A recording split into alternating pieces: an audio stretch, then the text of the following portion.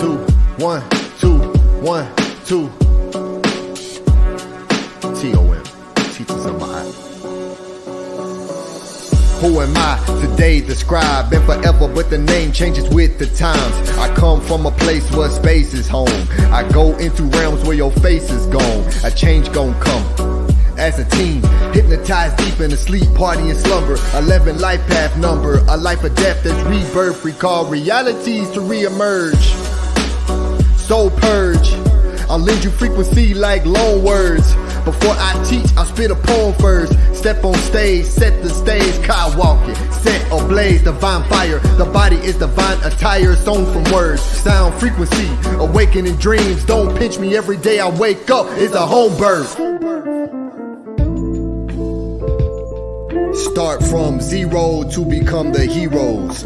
Cycles of time causes expansion of mind. Potential is exponential. Gain XP, what your power made of. I've had to face self, face to fate, a double fate. What will I make of the present? I'm just trying to pet heaven. Twice great, 2 arms up is none to wave. It's nothing to wave. God separate the waters from the waters. Genesis 1 and 6. See, that source is thousands of years prior to a Bible even existing. It's called the pet, word for heaven. Watchers of noon, primordial, pre-ordered, bringing order in order. Its law the scales will represent. A double gift, re-present, Ray is present. Ra, amen to the God inside. The crown will glow as consciousness grows. So what assignment are you on?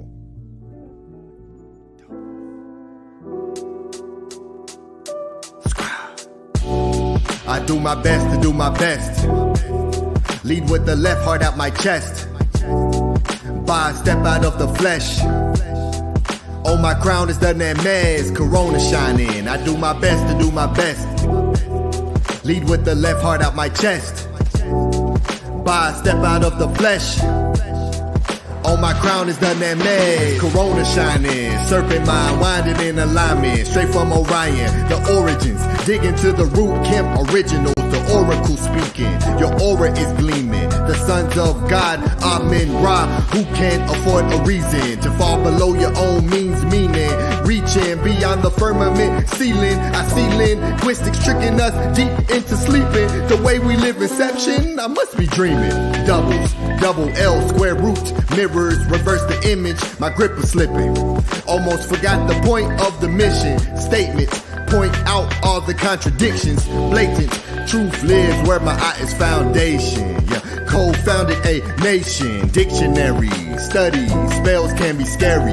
Etymology, this here is completion. Cycle circles, dualism, wisdom. I peddle flowers. 2 eyes are watching to see through the double realm I'm healing. Never out of what's within him. Infinite reasons, just like my brother Arcad. Always remain calm against demons. Death culture, to be alive here, it's a lie here. They crossed us into thinking that death isn't living. The lies are falling through my palms, arm wide, holes in my hand. The Pope's in command, I demand the throne back. Ancient teachings, I'm a throwback. Picture that, see this moment here is cold that. So black, I see through lies. Why they hold that, ocean motions. I'm flowing through noon in the boats of consciousness. My tongue is rolling, planting seeds, sowing, knee of speaking, untangled quantum DNA, spitting frequencies. I hear Christians scream hallelujah, and this ain't that the name of God is God. I must bring the order back, the scales are tipping. In the court of Allah, moonshine, Tehuti is Yah. This here is Ptah, bulldozing, the one chosen. Focus, when the light hits you, just open like lotus. Melt your mind when in mind time is frozen. Blow minds, my mind is golden. Coat me in gold, I've got a gold coat round me like I'm Tutankhamun. Like his, when you spell my name, put 3 lines in. Scribe, presenting the law's findings. Who's he? I'm me, an echo of Tehuti. Yes, I do my best to do my best. Lead with the left, heart out my chest. By step out of the flesh. On my crown is the Nemez, Corona shining. We do our best to do our best.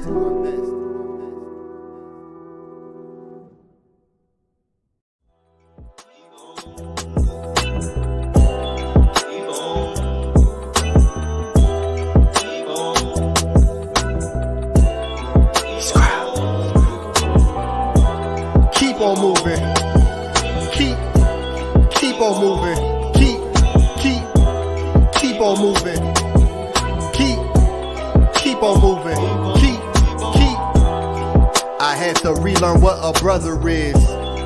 I had to relearn what a sister is. I had to relearn what a mother is. There is no other him. Watch your mouth, fix your lips.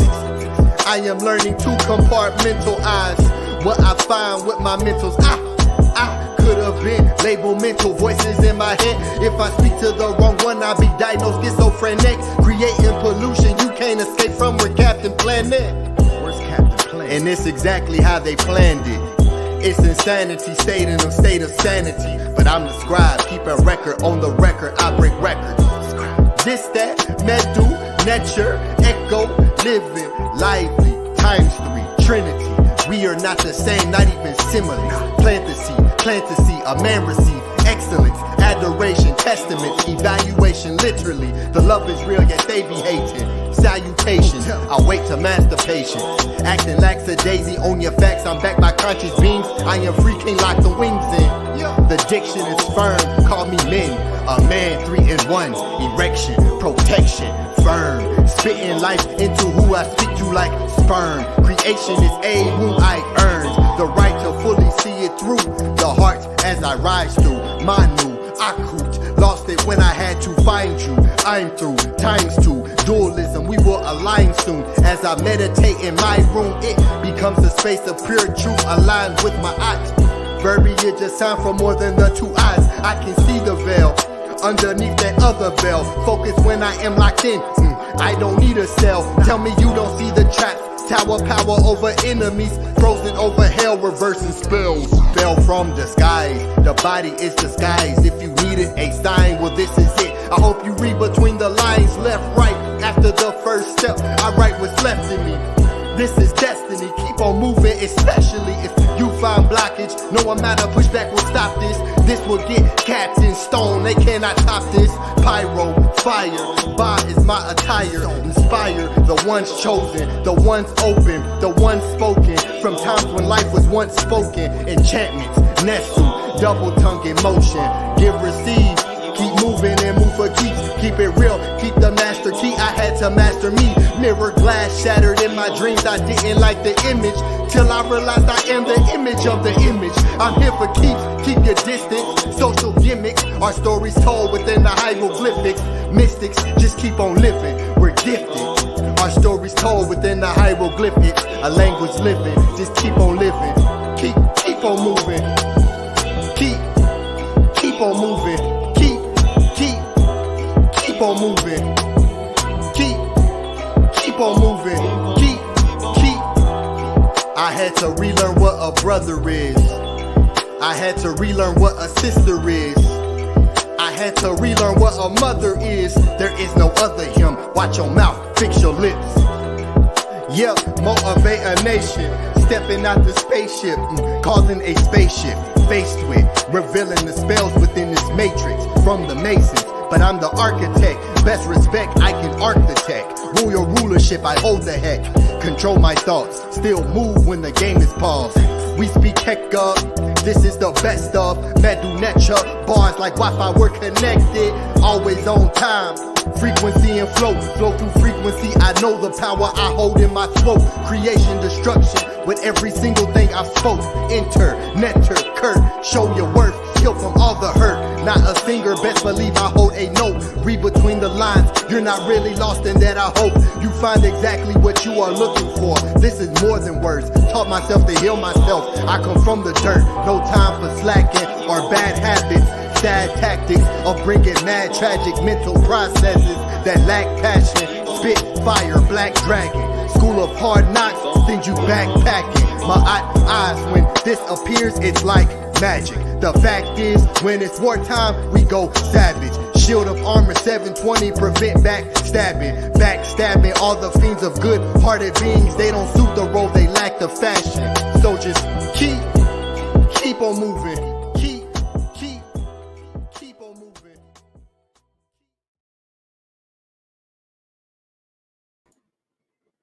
Oh, tap. Can y'all hear me? Yes, what's up, brother? We live, we on. Hotep, peace and love, everybody. Hotep Maat. How's my sound, everybody? Sound good. We good? Okay. Welcome, everybody, to Teachings of Maat, Study Guide Sunday. Today's topic is Masters of the Universe. Lead with the left, rewrite history right. Before I introduce everybody on the panel, we will begin, as we always do, with our beautiful, beautiful affirmation. On the count of 3. 1, 2, 3. Unki and Ma'at, Un in S, Nintet or Set in Ma'at, Min Hepapet in Ma'at, Her in Uqe, Per Iku. I live for Ma'at. I exist within her. I do not speak in the place of Ma'at. Every day I advance towards Ma'at. My being is surrounded in darkness. I come forth as conscious light. Peace and love, everybody. Welcome to a beautiful show. Tonight, Scribe, I get some background music. Let me introduce everybody on the panel. First, we have the great general, Ahati Ma'at. Ahati Ma'at was taught under the great Tehuti Amenhotep Ra. He has been a serious student and teacher of Kemetic culture and history for several years.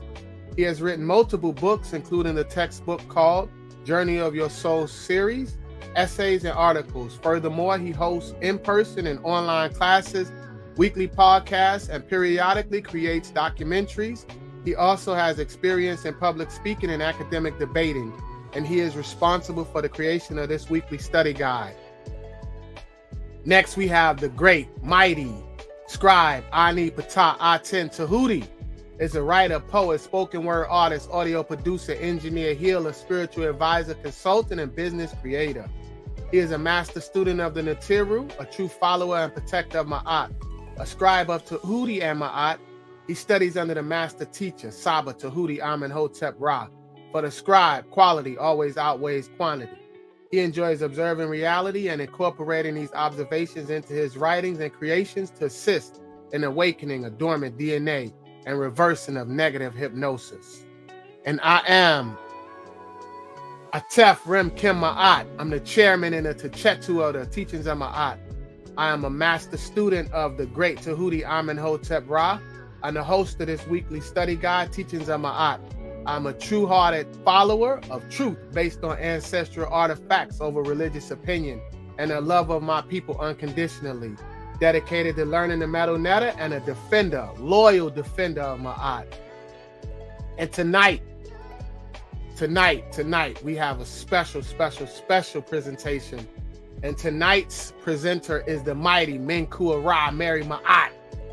Menkhu specializes in training and educating youth workers, counselors, and educators about art, culture, and history. He travels the world to experience how people live, and he shares it with everyone who is interested in learning from the research he has witnessed. Menkhu has a master's degree in entertainment and media business and has been working in the music industry and with nonprofit agencies providing program planning and promoting concerts and community events in the Madison area for over 30 years. During that time, he has facilitated the following innovative after-school programs for the Madison School Community Recreation. They are Hip Hop 101, Music 101, and MP4 programs for youth. Welcome, everybody, to a wonderful, wonderful show. It's good to be back. Peace and love. Hotep. Peace and love to everybody in the chat. Hotep. Peace, Stephen E. We see you in the chat. Peace to Big Vapes. Peace, Malkia Wamungu. Peace and love. Nefer Kepara. That's a new name. Peace and love to you. Peace and love to everybody. Welcome to a wonderful, wonderful show tonight.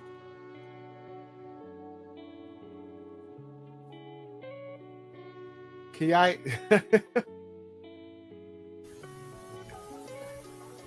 Peace, brothers. Menkhu. Peace. Menkhu is going to give a great presentation tonight. I look forward. And I believe tonight is the talent show. So a few people are stepping up from what I heard. So I look forward to that. Yeah, we're going to have an excellent show. Peace. It's good to see you, my good brother, the general, the great Ahati Maat. Shout out to you, my brother. Hanu, Ahati Maat. Hello, brother. Good to see you too.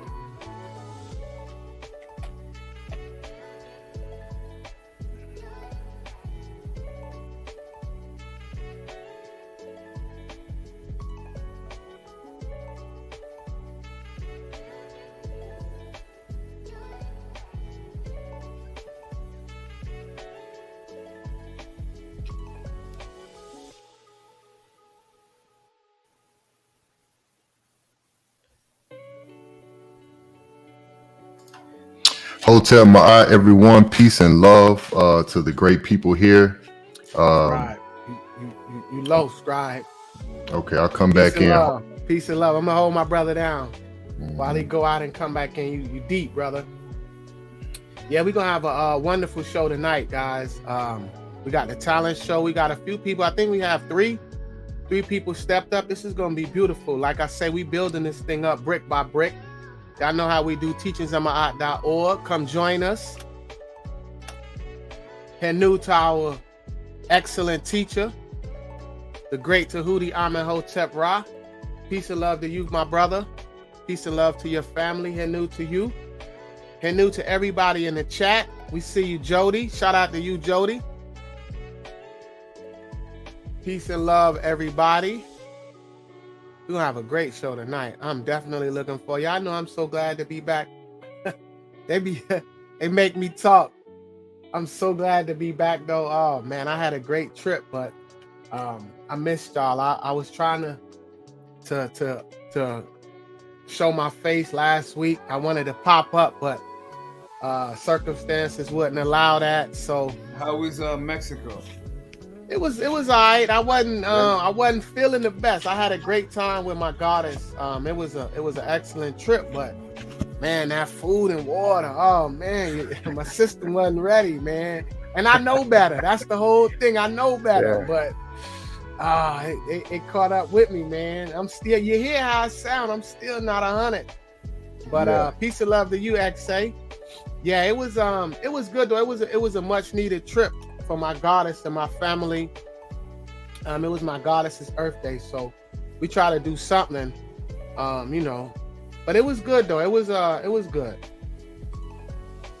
It was good. It's just my system wasn't, my system ain't set up for that water over there or something. I don't know. I just wasn't feeling my best. But I went on, and it like started like before I got over there. I wasn't feeling good, and I was like, okay, when I get on vacation, it'll get back right. But nah, I was so glad to be back home. Y'all have no idea. Like, I love to go out, but I love to be home. Like, teachersma'at.org. Yeah. Go ahead. There's nothing like home, brother. That's a nothing fact. like your own space, your own bed. That's a fact, man. Your own food. Yes. There's nothing like home. Yes. I had a great time, though. I'm not gonna negate it and minimize. I had a great time. But I also was definitely looking forward to being back home and being back up here with you brothers. So, Scribe, let me hear your voice. Did you take any taxis out there? Nah, we didn't even leave the resort, bro. We didn't leave. Okay. We went straight to the resort. We was like 40 minutes from the airport. And we didn't leave the resort. I was with my goddess and some other people, and it just, I don't know, they didn't want to leave, and we just chilled out. Yeah, I was in Rosarito. Yeah. And I was taking taxis the whole time I'm out there, and my shirts would have these black streaks up the back. From what? Because they don't have catalytic converters. They don't have the exhaust laws out there that we have out here. So they don't have to repair the exhaust. They don't have to do any of that. So the catalytic converter protects all that. And the fumes, we had the windows open because it's so hot. There's no air conditioning in the taxi. The fumes were throwing black smoke up into the van we were in. They drive a lot of minivans as taxis. Yeah. And the people out there said that's normal. But I remember I'd wear white shirts and I've had black streaks up the top of my shirt. But I loved it out there. I love the people out there. The people, I know over here they try to scare us and say you gotta be careful when you go out to Mexico, but even just right across the border, the people were totally chill, you know? And I could just imagine when you go deeper, like into Guadalajara and deep south into Mexico, in the village areas, it gets even more like communal and people are more tight. Yeah, it wasn't as scary as people make it out to be. But the people I was with, they didn't want to leave the resort, which was fine. But yeah, I used to live out there too. I used to live in San Diego, so we used to go to Tijuana all the time. To go to this club when I was about 14, called Club Excess. Oh man, it was excessive. Yeah, I think I heard of that. Yeah. Oh man. Yeah. Listen, it's an adult club. I'm like 14. They let you in. You do whatever. Yeah, they don't care. It's all good. You know, just don't. Yeah. As long as you're not out there causing no trouble, you good. Cause I never had no issue, none. Yeah. But I don't have homeboys come up missing though. Yeah. Peace, Ani. Peace. There you go, my brother. All right, Tua. Great to see you, you wonderful brothers. Peace and love to everyone here in the chat. Glad to see you back. Great brother Atef. Glad to see you back here and safe. Looking forward to the wonderful presentation. So for all the talent show members, which is the sister SHARIKA, Big Vapes, and Bijan Pharaoh. So the link is pinned to the top. So go ahead and hit that link and come on up because it is showtime. Big Vapes, I do see you in the chat. Peace to you, good brother. Hit that link. I don't see Bijan Pharaoh or SHARIKA in the chat, but if you all are listening, just hit that link. Hit that link and come on up so we can get the talent show started. And let's see what you all have to present to us. All right. So as we wait on the participants to join the panel, I'll show the support that we received throughout the week from last week's presentation and the ones who support prior to this show. All right, SHARIKA says logging in shortly. All right, good sister. Peace and love to you. Look forward to seeing and hearing what you bring forth. All right. So first, Big Vapes, we see you, good brother. Peace and love. We'll bring you up to the front here in just a moment.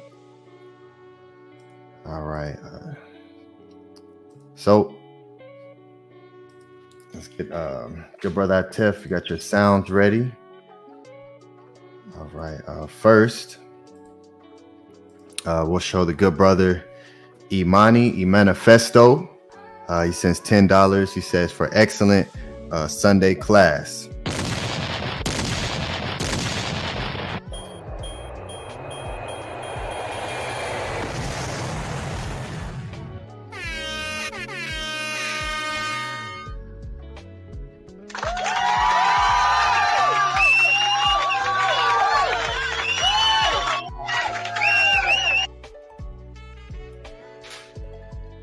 Peace and love to you, great brother. Tua for your support. And we are glad that you enjoyed the class, great brother. And Tua for supporting to show that you enjoyed it. So peace and love to you, great brother. All right. Next, we have the good brother Beged Leisure, who sends $20, also known as Maharu, in the chat. He says, Hotep Ani, I'm watching it now. Netter Heka, powerful Ma'at. We run that back. I gotta give him the whole thing.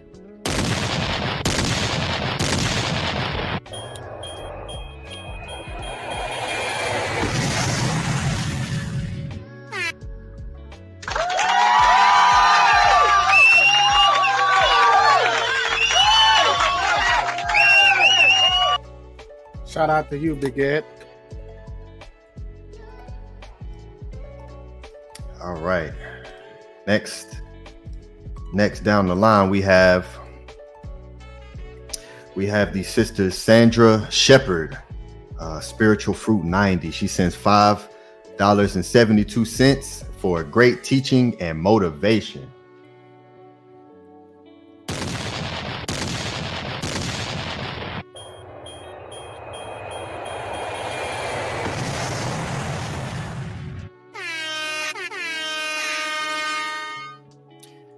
Tua to you, sister, for your support. You also comment on the videos. You leave comments after the videos are posted. Tua to you for that as well. So shout out to you, and we truly appreciate your support.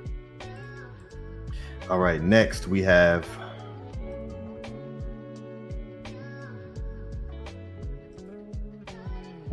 Trenton Donaldson, who sends $10.08, and he sends for support.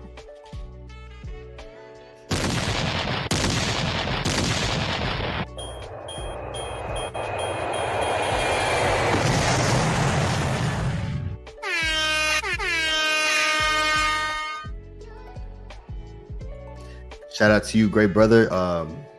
You're starting to become very consistent with supporting the TOM and supporting our great Sabbath Tehuti. So shout out to you, great brother, for that. And keep it up, great brother. Tua for your support. All right, next we have another consistent supporter, Emmanuel Rodriguez, who sends 333 Nook Poo for Maat. Shout out to you, brother. Powerful numbers right there.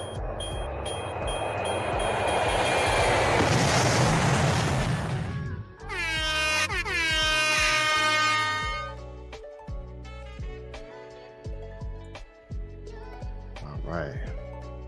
Peace and love to you. You're definitely consistent as well. Most of the time you send multiples of donations like this. Sometimes it's 222, sometimes it's 444. You always send them in them sequence of numbers. So shout out to you for that and for your support. Nook Poo. All right. And lastly, before we get started, we have the great brother Nito Campbell, who sends $5.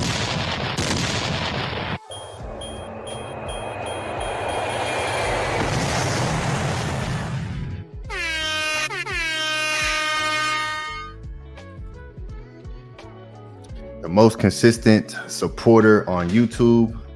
This brother has been supporting every single week since I have seen him come forth, and he has not missed 1 week yet. So shout out to you, great brother, for leading by example and showing what it means to support that which you appreciate. All right, and let's see, next, that was the last one I refreshed, and we have another supporter to showcase. Of course, let me pull him up here. All right, here we are, the great brother Stephen E. Shout out to you, Stephen. And 2172. Hinu, good brothers, peace and love.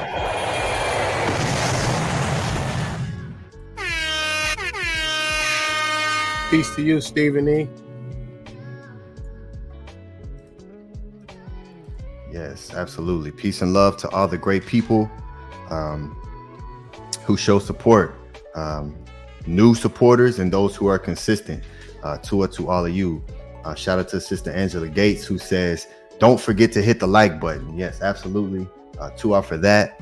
Absolutely. Everyone hit the like button if you are here live. If you're watching on Rumble as well, hit that like button.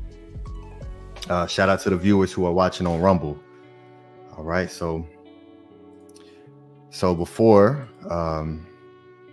and as we wait for the Sister Sharika and Bijan Farrell, if you're out there, come into the chat and hit the link, great brother. So all of our links, make sure you're supporting us through all of what we have. teachingsofmaat.com is where you'll find all of our links. And so our email addresses, our Rumble, the Cash App, PayPal donations. We also have Ethereum. So if you want to support in cryptocurrency, you can do that as well. So we have that wallet address up there. Our Discord is a phenomenal Discord community. So you can also join us there. Our Twitter, our TikTok, the Discord link is in the description box below. You can hit that. We also have our Spotify playlist. You can also listen to us on the move through Spotify, which is also excellent.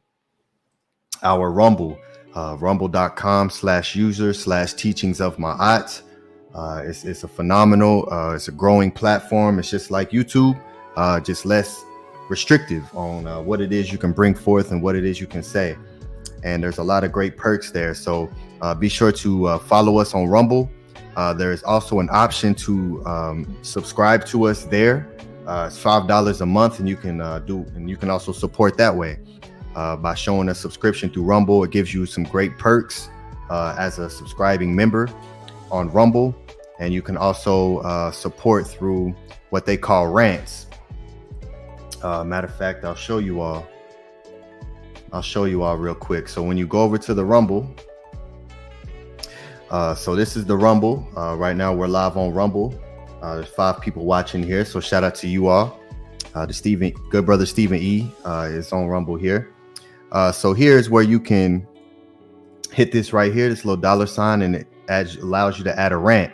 So you can do one for $1, $2, $5, $10, $20, all the way up to $500. And this is a great way to support the TOM as well, and you get to do a little rant here. And you can also subscribe.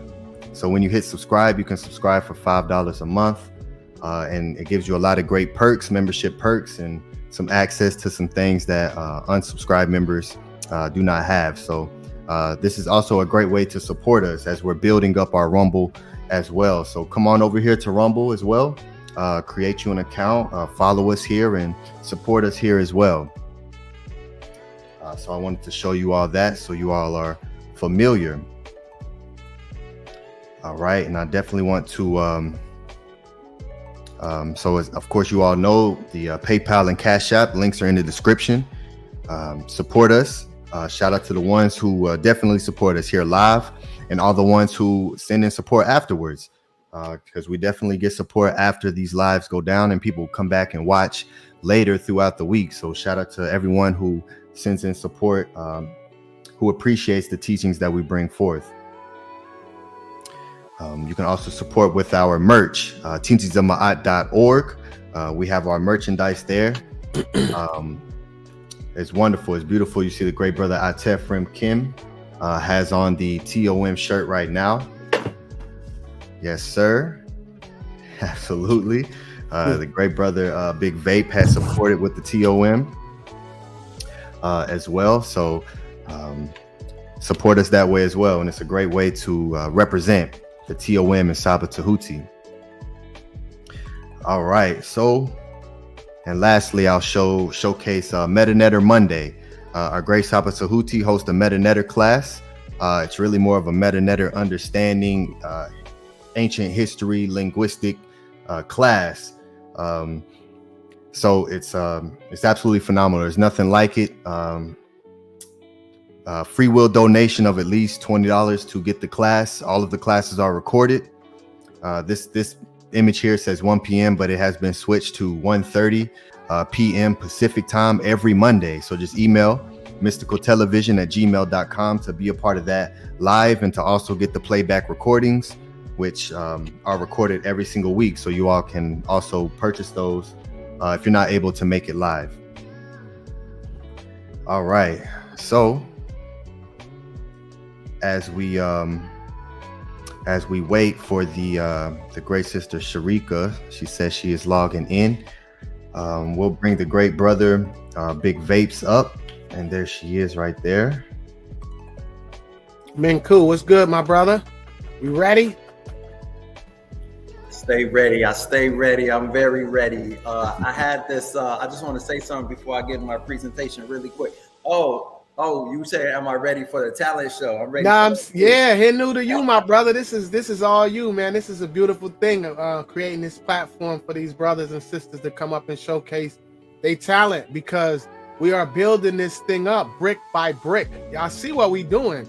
Y'all see we had 16 people in the chat. We had almost 5 or 6 donations strong in the beginning. This is all love. So here new to you, my brother.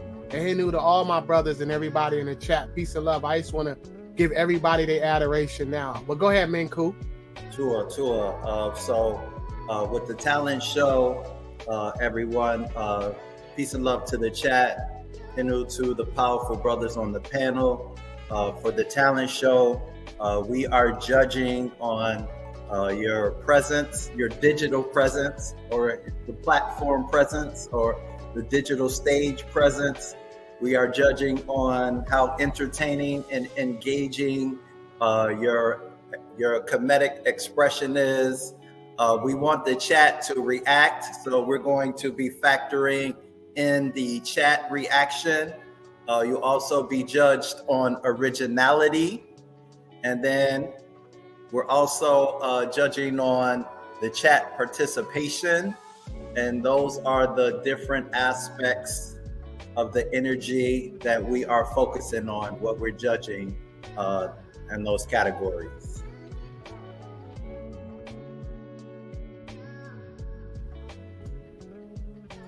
Peace, we using those sheets, right? So stage presence, Yes. entertaining, engaging, Yes. crowd reaction, originality, crowd participation. Yes. I got 3 sheets pulled up on my computer right now. I'm ready. Let's go. Shout out to you, Big Vape. Much gratitude and appreciation for you stepping up to show that light. Let's see that light shine.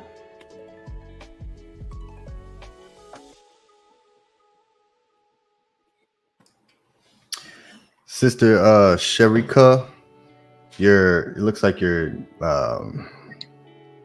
connection is a little choppy. Can you hear us? It is? Okay. Let me. We can hear you good though. It's just the Yeah, I moving can hear you is guys. kinda- Okay, let me try my phone. We can hear you good. Your voice is clear. Vision is not. Okay. All right. Peace, good brother. Big Vapes. How you doing, good brother?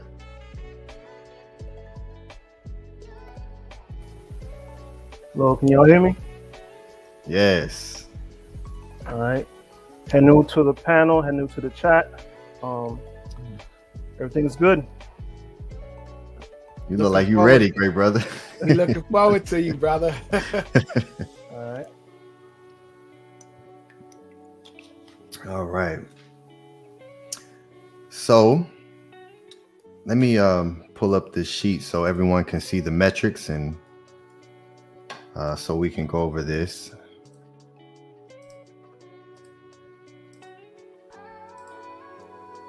Hey, Scribe, shout out to you too, brother. I ain't, that rumble was, man. Listen, we moving, guys. We are moving forward. Y'all heard Saba. Absolutely. Shout out to Annie for the thumbnail as well. Always magnificent, phenomenal. Yeah, brother. I don't know how you do it, but he new to our technician. Hey, Ahati, y'all know that Killer Priest came on the Friday podcast, and I was just thinking to myself when he came on, I just was looking at SCRIIIBE, and I was like, man, I'm so thankful to have our own AD, because I remember watching that show and just being thoroughly impressed with how that brother was helping bring forth what we got with that podcraft, and to now be experiencing it in real time right now with our architect is a beautiful thing. So here new to you, I need Ptah, Aten, Tehuti. I echo those sentiments, and I figured it out.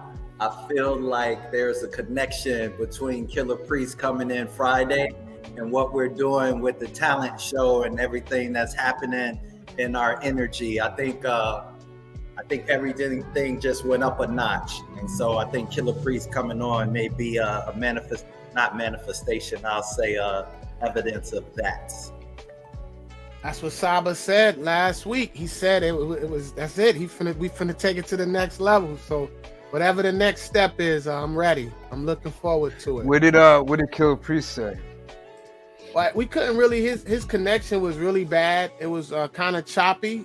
He said that he was drinking something, and he said that it wasn't alcohol. It was Japanese whiskey.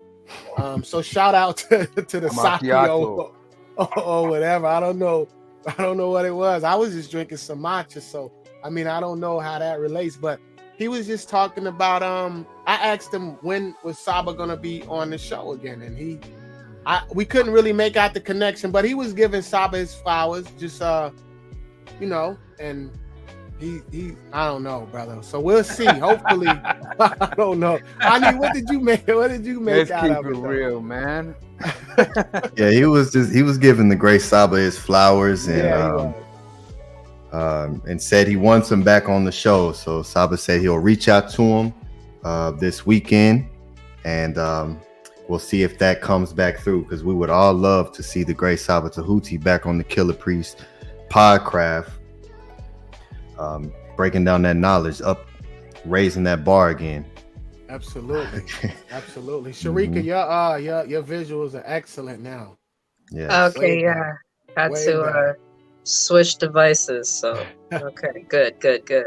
I feel like when Saba is on the Killer Priest Podcraft, if it happens this summer, we're gonna have a second summer solstice.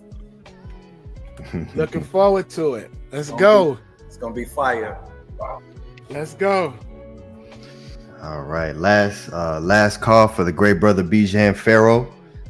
We definitely would love to have you participate here. So come into the chat room and hit the link. Peace and love to the great participants. So this is, as the great brother said, this is our scale in which we will be judging by, which is stage presence from 1 through 5. How entertaining and engaging you are with the crowd and with your performance. The crowd reaction, we'll take that into accountability too. How original your piece is, the originality that you bring forth, the creativity, and if you're able to also participate with the crowd as well.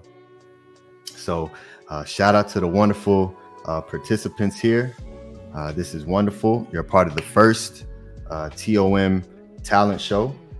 One of you two will walk away with $100 cash prize. This is family right here. Absolutely.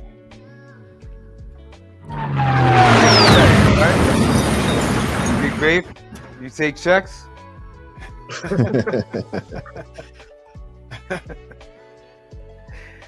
Sharika, right. peace. Peace. What's up, Ahati? I don't know where Bijan Pharaoh is. Well, we're gonna go ahead and get started.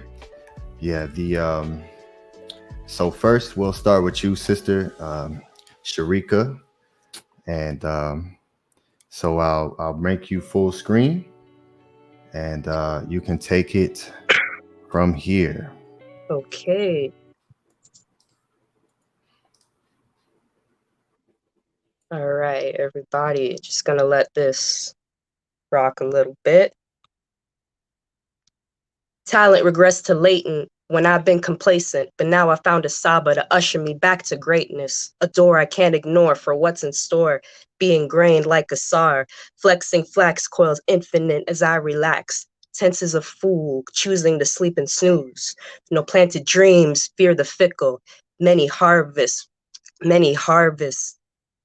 harvesting many from a false sickle. Ma'ah, my destiny is divine. Say it one more time. Oh, my destiny is divine. Because I willingly press rewind, remembering my glowing eyes. Remembering my glowing eyes. Am I a son or a person? Not the last, but the first one. I see and cease the day, for heaven cast the night. No fright. Tonight I rest in a pest of glory. Holy, holy. A man of Mopi, I rightly quote thee. For many imitate our spirit. From him hear this. Do not get tired because of being interfered with. Plagiarism still plagues the genius of Ra's children. But keep going. Go gadget, the true tool is the gadget. Onetaru, I reckon through axes I become as you. Take his fet, back to sender. I'm Fibonacci curving beyond the benders. My Futurama now deliver divine damage. No age, I save, then stay. The savage. Soul be fire. I am of endlessness. Yes. Beneath it all. Cat's out the bag, rising the totem pole. I check my feet, not for shoes, but soul. Markless regardless. My soul harps this victory, as my history is not a mystery. So I dare ask to the Tehuti pod class at last.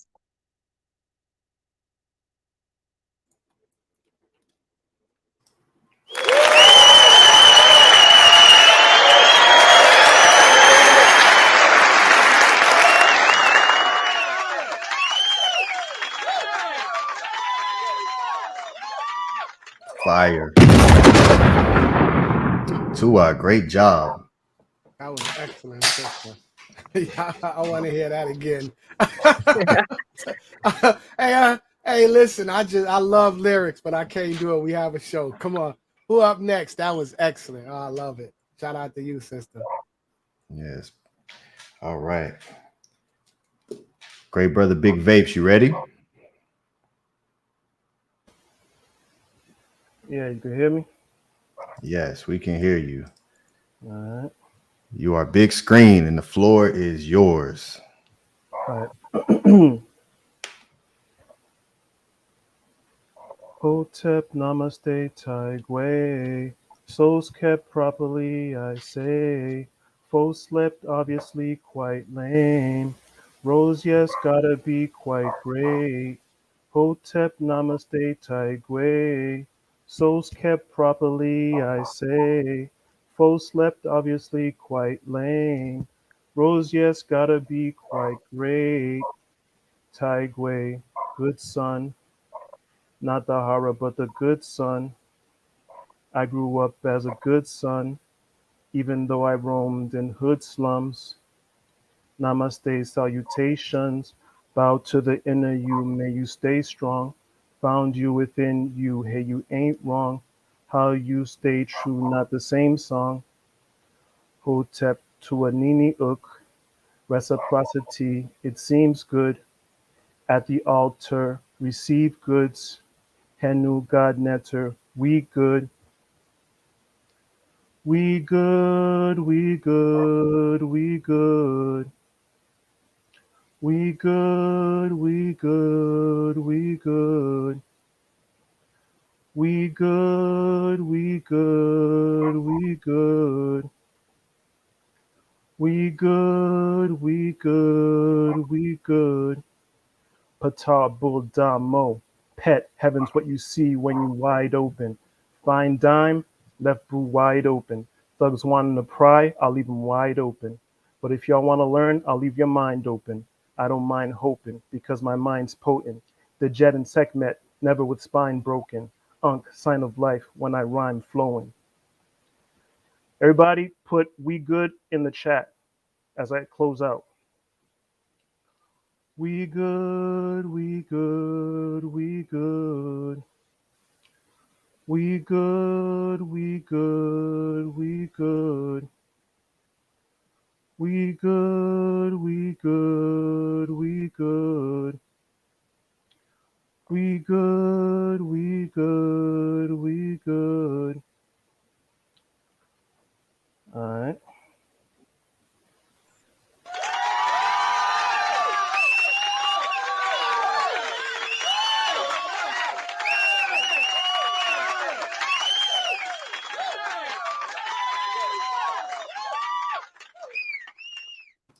That was fire, Big Vapes. I love the knowledge. Let me tell y'all what I like. My turn.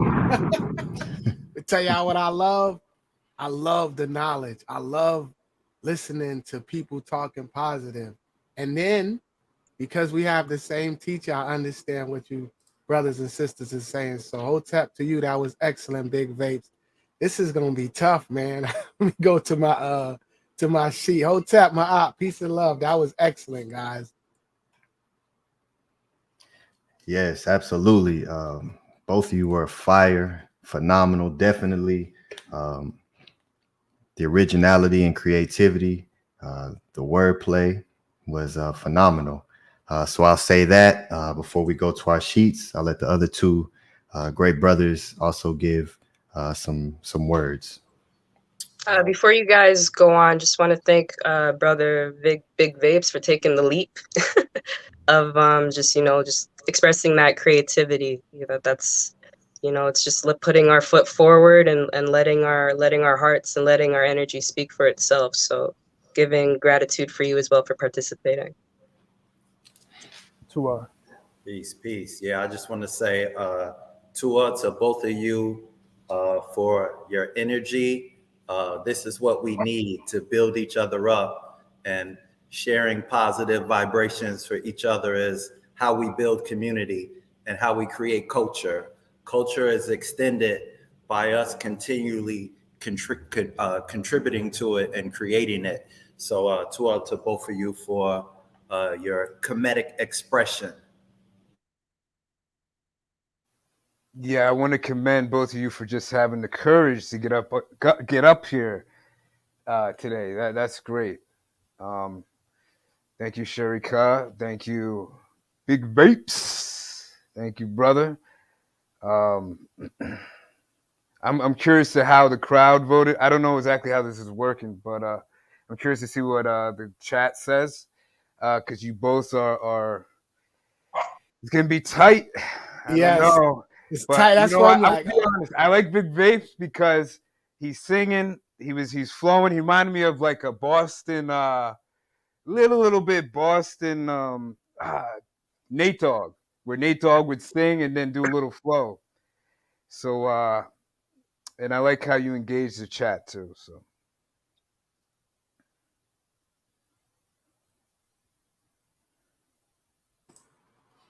All right, I'm adding a poll as well for the crowd to also add in a vote as well.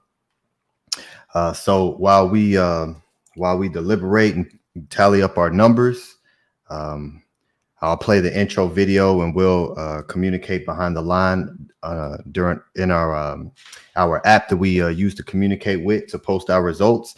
And soon as this the intro video gets done playing, we should be ready to bring forth the results. So just hang tight with us.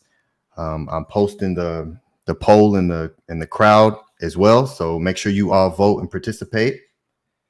All right. So let me post that here now.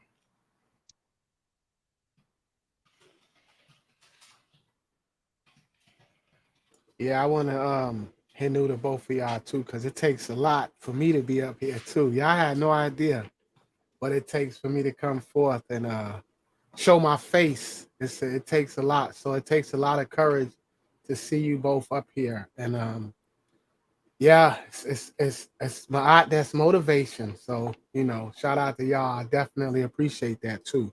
Definitely motivating for me too, because every week they say I make it look easy, but I don't know what's going on, Scribe. All right, the poll is posted, so make sure you all participate, and we'll be back within 5 to 7 minutes. All right, peace.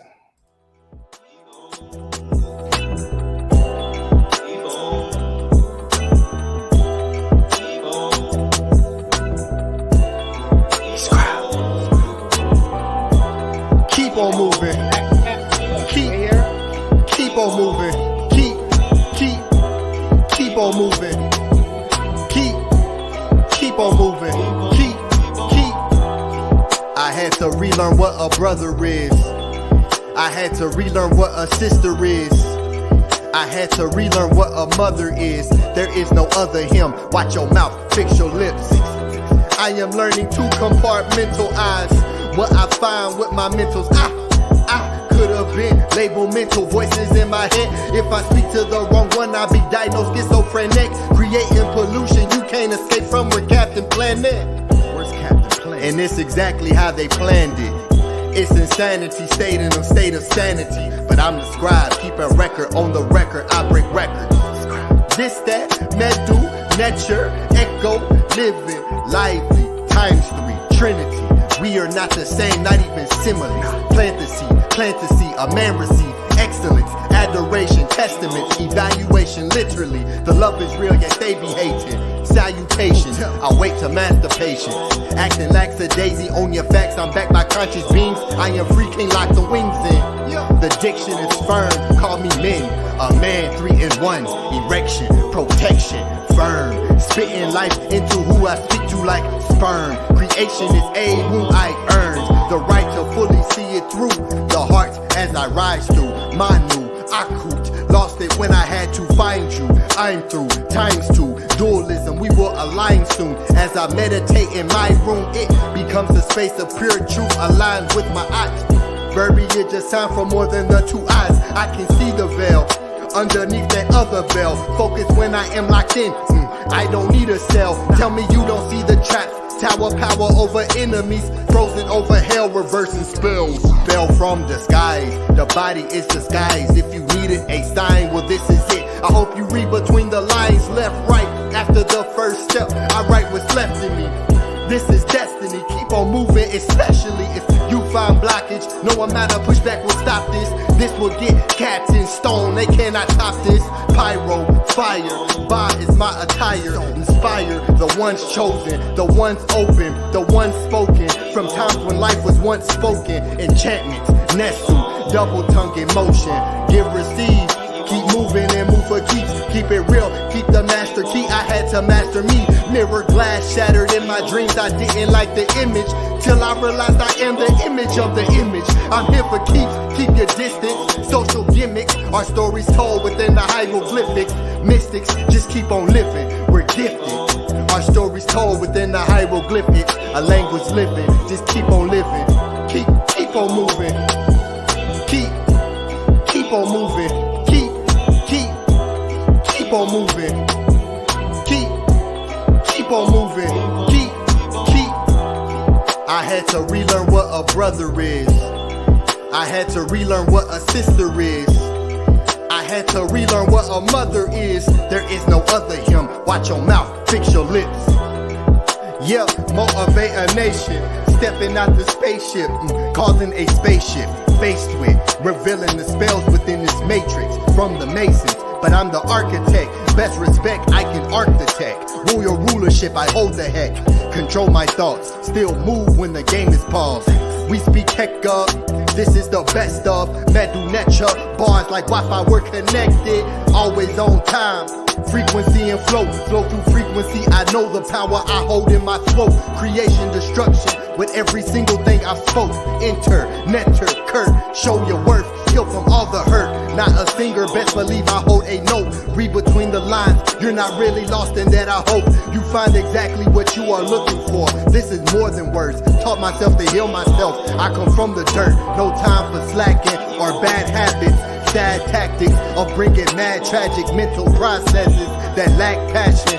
Spit fire, black dragon, school of hard knocks, send you backpacking. My eyes, when this appears, it's like magic. The fact is, when it's wartime, we go savage. Shield of armor 720, prevent backstabbing all the fiends of good-hearted beings. They don't suit the role, they lack the fashion. So just keep on moving. Keep on moving.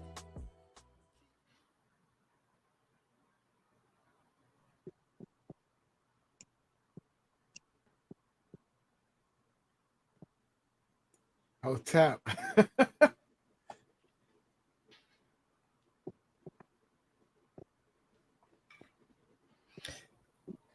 All right, we're still not all the way complete. So just hold us down, good brother. I tell as I tally up all the numbers that everyone sent in. Okay, we got crowd participation.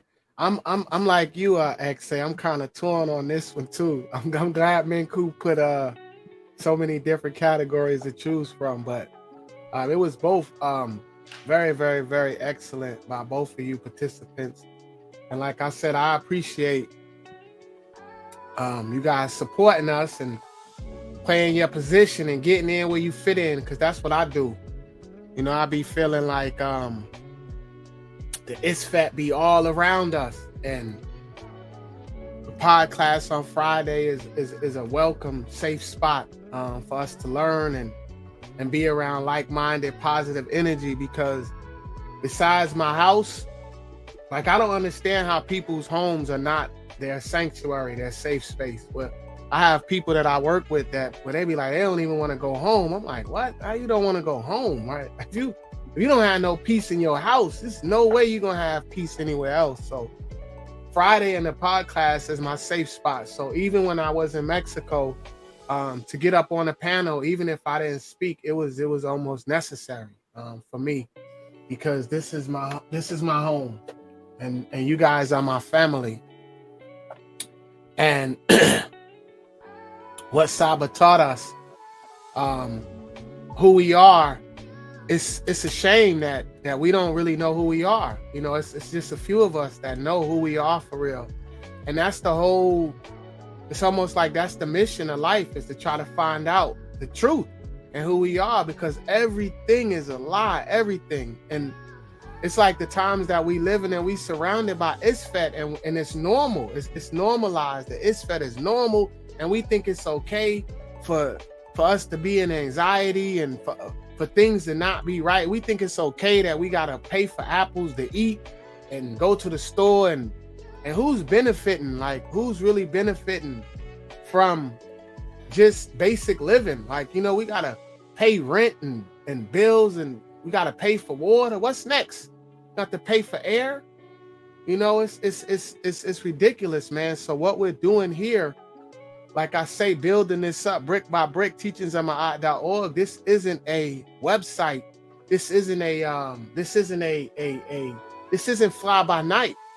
For those of you that really understand the truth that we are trying to get out there to everybody. Brother, do you have the because I'm adding up all the numbers, so once you add your numbers, then I'll add it to the final total, so we'll know.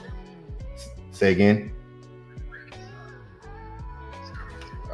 Okay. You on, brother? Y'all on live. mute y'all mics. Yeah, but like I said, you know, it's what we're doing here is it's a beautiful thing, because this truth that we've been exposed to, Ma'at, like I said, it's a shame that I just heard the word just a few years ago, and that a lot of our people don't even know it. They don't even know what the word for truth is. They don't even know nothing about Ma'at, how we supposed to be living. We think we supposed to be competing against each other just to live and tearing each other down. That's what they think it is. So whoever wins, you both are winners, because we're all winning here. Teachingsofmaat.org. We all have the best teacher, period, and we're all aware of that. So regardless of who walks away with the $100, just know that both of y'all are winners. And shout out to you, Bejan Farrow, for even signing up to come. Even though you didn't make it to the panel, my good brother, we still celebrate you and hail you, my good brother. And we hail everybody that's in the chat because we have some consistent supporters, and we really appreciate it. And shout out to my teacher. I can't stop shouting out my teacher, Saba Tehuti, Amenhotep Ra, teachingsofmaat.org. Friday Tehuti's pod class every Friday night, 8 p.m. Pacific time. Monday Medu Netta class, come join us. Like Scribe said, it's a I don't even know, it's a life class. You think it's Medu Netta, like you're learning a language, and you are, but it's I can't even really describe it in words, because it is. Yeah. Go ahead, sister. What you say? No, it's just beyond. That's it is, exactly. That's the best way to put it. It absolutely is. It is and it's necessary too. And like I was talking about those safe spaces, that Monday class is a safe space. And that Monday class is so very, very, very potent. And it's an excellent beginning of my week, to start my week out like that on Monday, to be exposed to that. Go ahead, brother. I mean, spending time with Tehuti on the moon day is how you should be starting your week.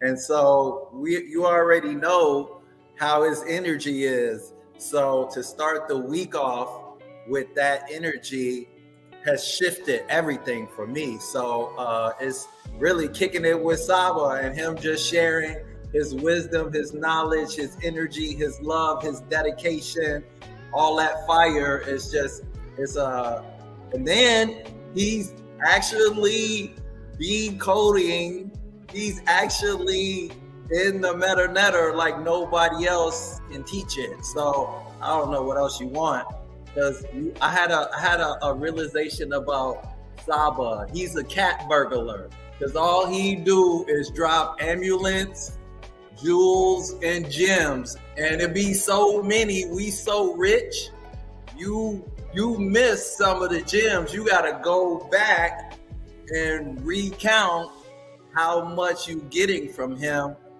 So the Meta Netter Monday is pure fire. That's all I can say. It's so dope.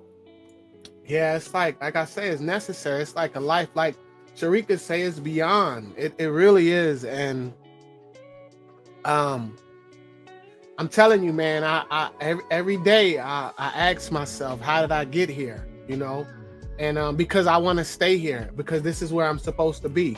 I'm supposed to be around this type of energy. I'm supposed to be surrounded by positive energy. We're supposed to be celebrating each other. This is how it's supposed to be. It's supposed to be beautiful. It's supposed to be nefer, right? So I can't even deal with the chaos no more. I don't enjoy it. And I ask myself, how did I used to enjoy it once upon a time? I used to have no idea. Shout out to you, Angela Gates, and that beautiful question that you asked Friday on astrology. That was an excellent breakdown, and Saba went in on that one. And that's one for the ages, man. It really is. It's a beautiful, beautiful thing here. And we're supposed to be starting something else up on Wednesday. Another class on Wednesday. We just building, guys. So we welcome everybody's suggestions and motivation and anything you have to bring forth. Like I said, we need that because we're building this up brick by brick. And Ma'at is the foundation. So whatever you bring forth is definitely, in Ma'at, is definitely appreciated. It absolutely is, because we are so far behind and we have so much work to do. We have a lot of catching up to do. And once we begin to realize that, then we'll be in a better situation. You know, once we understand what our culture really is. Our culture is not Isfet. Our culture is not European Tamahu tearing each other up. That's not our culture. We are builders, not destroyers. We are builders. We are destroyers of Isfet. We are builders, and we are defenders of Ma'at. So shout out to all the defenders and loyal defenders of Ma'at, because Big Vapes, I've been seeing you, brother, since day one, my good brother. And shout out to the sisters that's coming around. We got some strong sisters, man. I see you sisters, beautiful sisters in the chat. We appreciate all of your support. And we need more. So spread the word. Like, subscribe, and comment. teachingsofmaat.org. Like, Let's have to build on what you're bringing up. Like, it's, at times it could feel daunting, right? Because it's like, how am I going to remember everything? There's so much we got to learn. But on the flip side, like, we're not starting from scratch.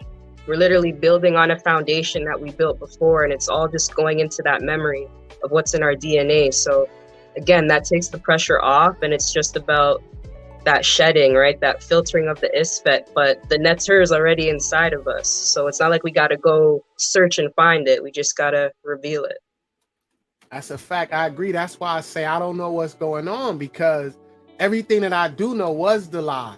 It's the Ma'at and what you said that's in the genetics that I'm learning, and I'm rediscovering who we are. And you're right, sister. That's a great perspective, because it already is there in us, and we just have to unlearn and relearn.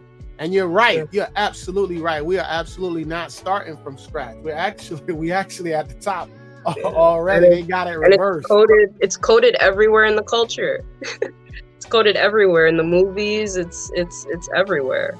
Yep, that's a fact. We're everywhere, I should say. I echo both of your sentiment, because now I kind of feel a little silly and kind of shy saying this, but think about every device I feel like that I've ever seen. The play button is the triangle. Yes, it's the Aku, yes. Right? Yes. I'm like, what? Yes. It's like crazy, right? It's so obvious, but you know, when your eyes, when we like are really coming to ourselves, and our original eyes are coming back to us, and this whole transformation. I don't know what's happening either, Tef, except the transformation is happening, and so I'm like, it's the Aku right there. It's like so obvious, and so they have to bow down and give homage, even though they try to steal it for themselves. But it's really giving credence to the true masters of the universe. That's a fact, brother. And that's what it is. And that's why we have to unlearn and relearn, because it is there. And we're not starting from scratch. You are so right. And that's what pisses me off because it's like they playing with us, right? They dangling our culture in our face, and we don't even have no idea what we looking at. We don't have no idea because it's all around us. They're using our magic against us. Let me tell you, when I used to watch Saba early, right? And I knew he wasn't gonna lose, right? When I was watching the debates, I'm like, he can't lose because he really is a netter. And I was like, but what is a netter and how? And I didn't understand that. And I'm still understanding it, but I'm like, he ain't read no books. He ain't get all that. They ain't come from no book. I'm like, I got all the books, and he didn't get that from no book. He's not getting it from there. Yeah, I'm like, it's different. It can't be that. It has to be something different. So I knew automatically, like, they're not gonna win. And I used to say that to myself. I was like, he is Tehuti. And then because I didn't really understand it, I didn't understand how he broke it down in Friday's class, right? With Sister Angela Gates's question, that we're all connected, and he is Tehuti. He embodies that energy. I immediately recognized that, because when they would be disrespectful to him, and I would just put myself in those shoes, man, listen, what's up? Like, there's no way that I could maintain my composure and decimate them the way he did, eloquently, beautifully. He dismantles them. Go ahead, Menkhu. No, I didn't want to cut your bill, bro. No, go ahead, brother. Go ahead. I'm connecting the dots. When you press the Aku, which is the play button, it releases what happens after that is what comes forth is the sound light vibration. If you play it on a YouTube or on a VCR, or even go back to a reel to reel, when you press the Aku, the light comes and the vibration and the frequency comes. And so if you hear and you listen to what comes forth, we're returning. It's a playback to the sound, vibration, and light that we are. Everything comes from the Aku. So I'm just connecting the dots. It's starting to make sense to me a little bit. Menkhu, look at the send button, the play, even in StreamYard, right? When you get ready to send it, when you post a comment, it's the Aku. They playing with us. It's all there. It's there. It's all around us. The Bluetooth symbol is two Aku sideways. Yes. Google Play, Google Drive, YouTube. Man, listen, it's upsetting. Now y'all see why we call Ahati the general, right? Now y'all see why because this brother been being taught by our teacher for years. For years, he's been taught by our teacher. We just not getting hip to this, right? So when Ahati is sharing his perspective and he may come off angry, yeah, he's supposed to be. You should be mad too. They playing with us. They playing with us, and they're using it. And you know what's so bad is that we playing right into it, and we just destroying ourselves right along with it. They don't even they just put it out there now. They just give it to us, and we handle it and we kill ourselves. They're not even killing us no more. Go ahead, brother. And so what's happening as we are being transformed and we're coming back to ourselves, we're starting to understand the significance of the information, right? It's one thing to hear it, but then when our perception grows and then we realize what it actually means, then that's the game changer, right? And then we break in the spells because we understand the significance of everything our ancestors were recording. That's a fact, brother. That's why I said I don't know what's going on. I just go with it because it is Ma'at. And so that's what motivates me. I just go with it. I'm like, okay, this is what I'm standing on. I don't know because they stole everything from us, but I know enough. And that's where I go. That's why when I say I don't know what's going on, that's true, but it's half true because I'm learning, I'm unlearning, and I'm relearning. So that's what it is, and that's what we have to do. And like Sister Angela Gates said, we have to remain teachable. We have to remain teachable. Ani, we ready, good brother?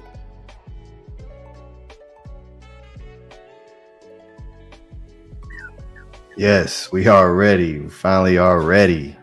All right. So first, of course, shout out to both the participants who did fire. Definitely look forward to hearing and seeing more of what you all have to bring forth. That wordplay was great. I love the meta netter in there. The comedic foundation of what you all are bringing forth is powerful. So first, we'll show the crowd vote and what the crowd vote said. So this is the crowd vote, talent show crowd vote. So we have 75% for Sister Sharika, and we have 25% for the great brother Big Vapes. So Sharika, she definitely won the crowd vote, but now we're gonna take it to the judges because we do vote on an actual spectrum. So let's see. I tallied up all the numbers, and let's see what the numbers came out to once we add all of the votes together. Okay, so let me share that.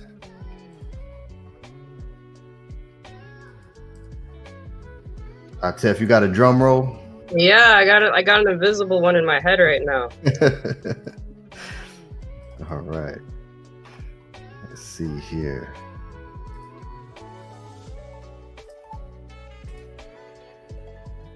What about this? Maybe the comedy, maybe the stand-up hour. You can play that. I got it. I gotta find it, but I don't got. Okay. All Let me right. see. I'm gonna pull it up. All right.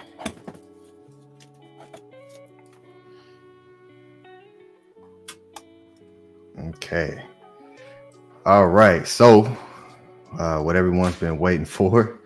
All right, let's pull it up here.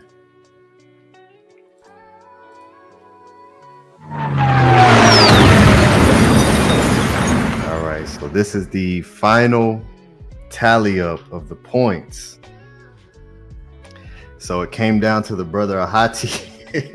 And so once we add everything up, the sister Sharika has a total of 75 points, and Big Vapes has a total of 77 points. And the deciding factor on what allowed Big Vapes to take this slight edge was the crowd participation. At the end, he did the crowd participation, and he engaged those in the crowd. So that gave him the slight advantage on the point system when it comes to that particular point system right there, crowd participation. So let's give the great brother Big Vapes a hand.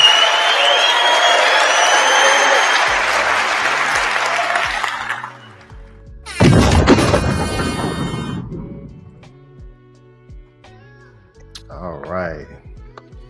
Congrats.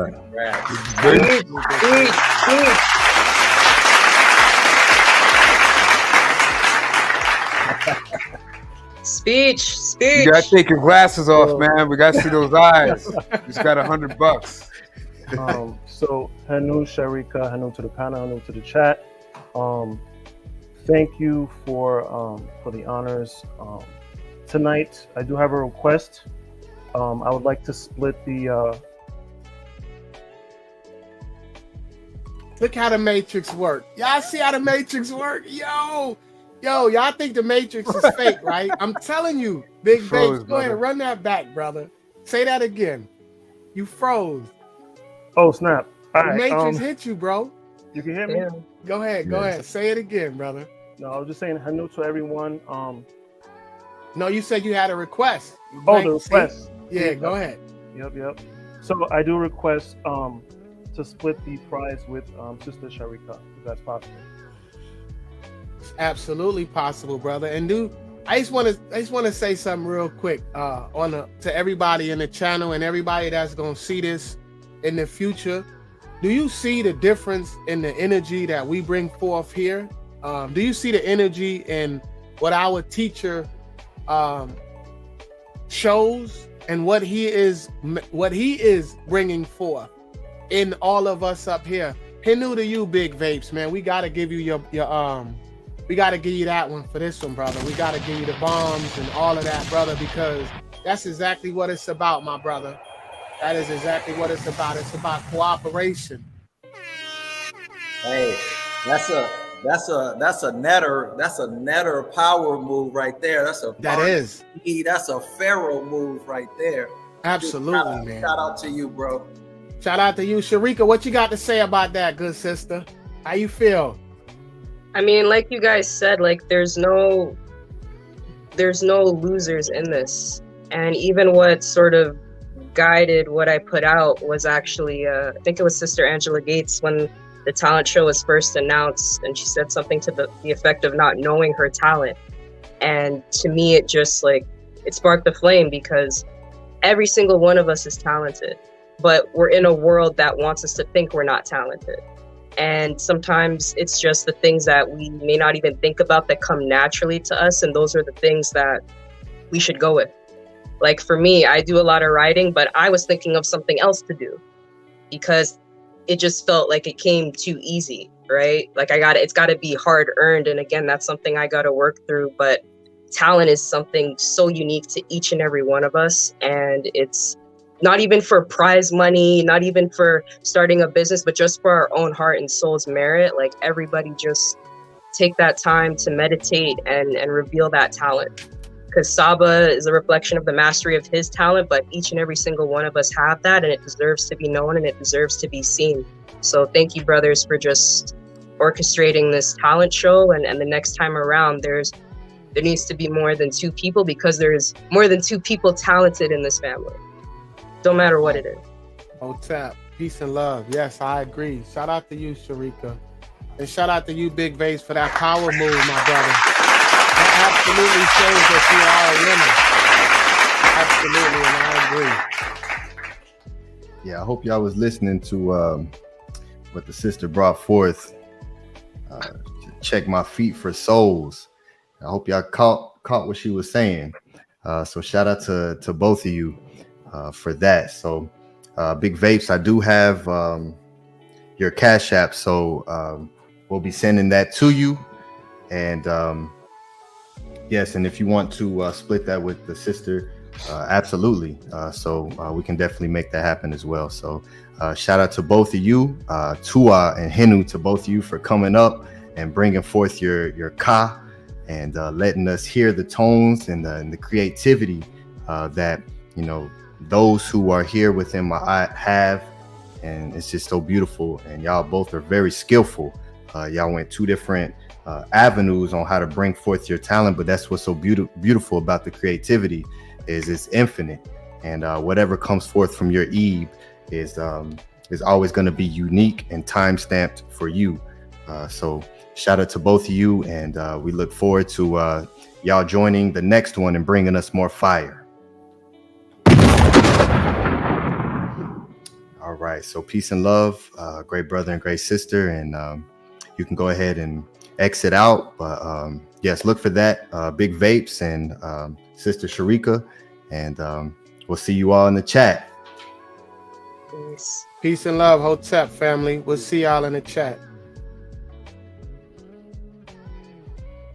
All right, everyone, give them a round of applause. Let them feel the love in the chat room. Let them feel your presence. And Henu to the great participants. So shout out to that. That was excellent. That was fire, and both walked away winners. So it's beautiful. All right, so now it's time for the excellent presentation for the great brother Menkhu, and we will let this good brother take the steering wheel, and whatever is within a UAP, whatever is used to drive that, we're gonna let him hit that driver's seat and take us out. So it's on you, great brother Menkhu. Tua.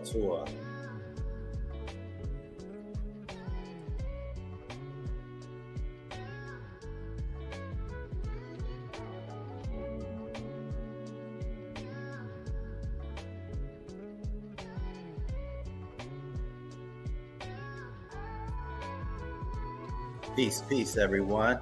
Y'all hear me okay? Yes, brother, we can hear you. Scribe, can you take the background music down a little bit for me, please? Yes. Tua, I'll have a couple videos that I will be playing in my presentation as well. Tua, everybody. Peace, power, and prosperity to everyone. Tua for everyone participating in the talent show. It's a wonderful honor to be a part of this community. I'm going to share with you something that has been on my consciousness for a while, but I'm ready to share it. And here we go. So my presentation is titled Masters of the Universe, Lead with the Left, Rewrite History. And so tonight we will explore who are the masters of the universe. Let me get a little participation from the chat and for the powerful parties of teachings of Ma'at. Can you put in the chat, who do you believe are the masters of the universe? We'll give you a few seconds to add who you believe are the masters of the universe. And so I'm gonna show my age a little bit as well in these slides. I got some old school cartoons and TV shows that I'm gonna add, and then I'm also add some video games, some old school video games, some arcade games to kind of lighten up the energy for my presentation. Let's see, what do we have in the chat? Let's see, we got Marvel DC. Robert Reyes says, I am. Nice. XA says, you and I. Nice. Squano says, He-Man. Nice. Stephen E, the Natiru are the true masters. Nice. And the sister Angela Gates put me, myself, and I. Who was that? Squano said He-Man? Yeah, Squano said He-Man. Oh. Mr. Nito Campbell. Oh, snap. Does anybody, how many people, Squano, Nito, what are you? What? How do you remember He-Man and the Masters of the Universe? You don't have to put your age in there. I'm just making comments, but this is really funny, right? Because He-Man, look at He-Man and look at his crew. Like, they really think they doing something. They really think they the masters of the universe. That is so funny, but it gives insight to how the Tamahu thinks. Like, but it also kind of shows how they what they're pursuing, right, and who they think they are. They really think they on it like that. They really think they nice like that. And so I'm gonna share this from Wikipedia, a little background on this cartoon.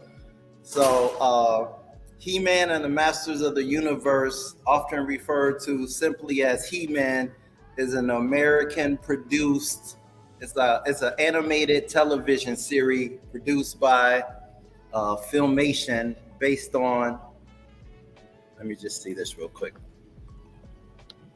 Masters Toys line. Masters of the Universe, the show was one of the most popular animated shows of the 1980s.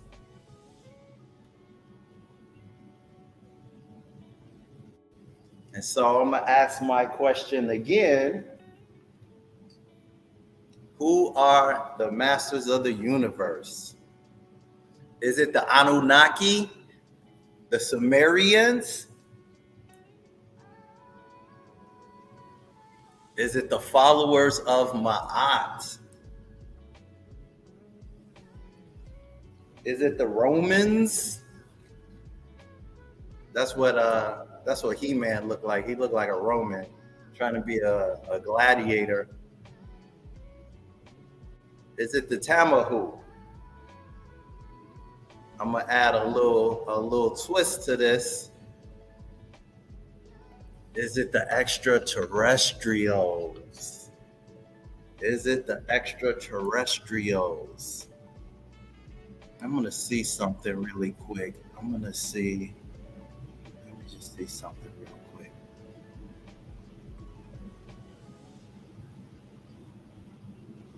Just want to play with this for a second. Let me just see something. Okay, cool. Let me just see something.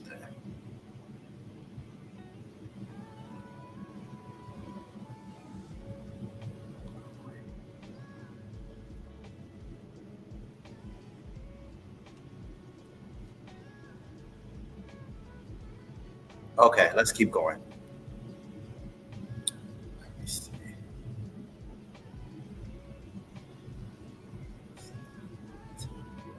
Okay, I'm gonna play a video real quick.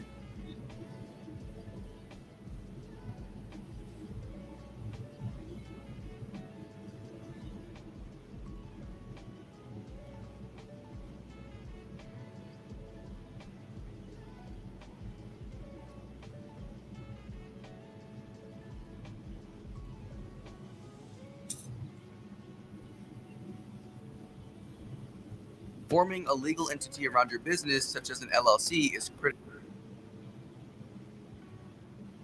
I don't care if you start a YouTube channel as a side hustle. Bombshell claims from a military whistleblower. UFO wreckage recovered by the U.S., kept classified by a secret government program for decades. Tonight, a world television exclusive you will only see on News Nation. Welcome to Elizabeth Vargas Reports, earning your trust every night.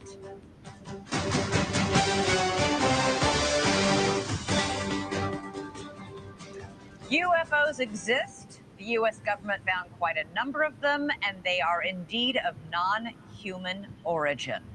Those are the explosive allegations from a former intelligence officer tonight in a whistleblower complaint that the Inspector General is taking very seriously. 36-year-old Air Force veteran David Grush is exposing what he calls a top-secret military program that has reportedly found wreckage of fully intact UFOs. The government now calls them UAPs, or unidentified anomalous phenomena. For years, there have been whispers and rumors that the government had aircraft of non-human origin. This report is the first evidence it might be true. The Inspector General has called Grush's complaint urgent and credible. Tonight, we have a world television exclusive interview with the whistleblower in which he claims we not only have the aircraft, but the government has been keeping much of its secret from Congress and from the public. News Nation senior national correspondent Brian Enton is here with the story, and this is a blockbuster. It is a blockbuster. It's really hard to wrap your mind around this. I've been working on this for the past couple of weeks. I'm still having a hard time processing all of it. All over the last couple of years, it sort of became mainstream to discuss UFOs. The government has released videos.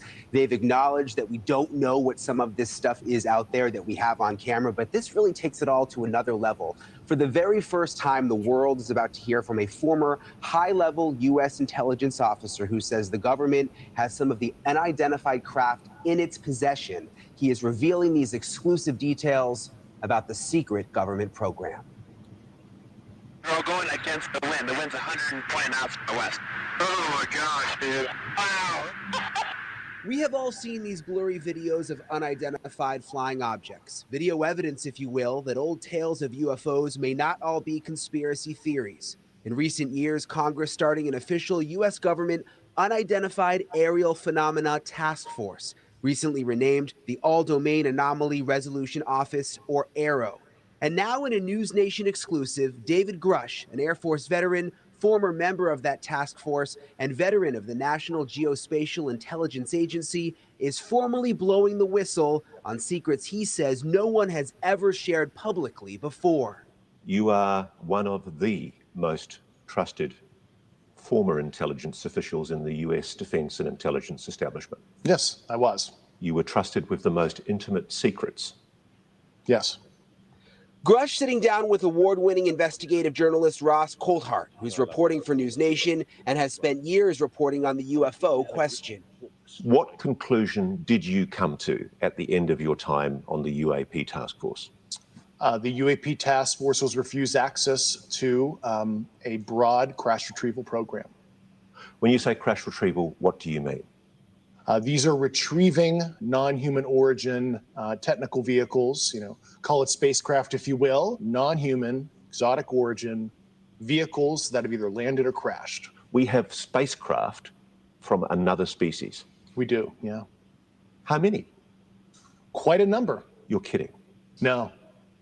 I thought it was totally nuts, and I thought at first I was being deceived. It was a ruse. People started confiding in me. They approached me. I have plenty of current and former senior intelligence officers that came to me, many of which I knew almost my whole career, that confided in me they were a part of a program. They named the program. I've never heard of it. And they told me, based on their oral testimony, and they provided me documents and other proof, that there was, in fact, a program that the UAP task force was not read into. Grush alleges the U.S. government has recovered non-human craft for decades. He's filed a whistleblower complaint saying he gave what he calls the classified proof to Congress and the Intelligence Community Inspector General. News Nation has confirmed David Grush's credentials and resume. We've not seen or verified the alleged proof he says he's provided to investigators. He says he can't show us the proof for national security reasons. He also tells us he's not seen photos of the alleged craft himself, but has talked extensively with other intelligence officials who have.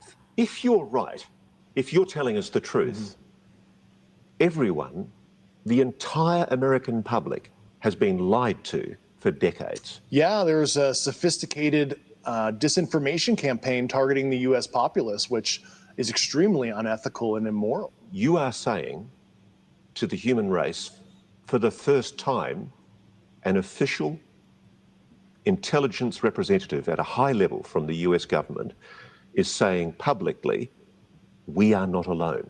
We're definitely not alone. Absolutely, the data points empirically that we're not alone, yeah.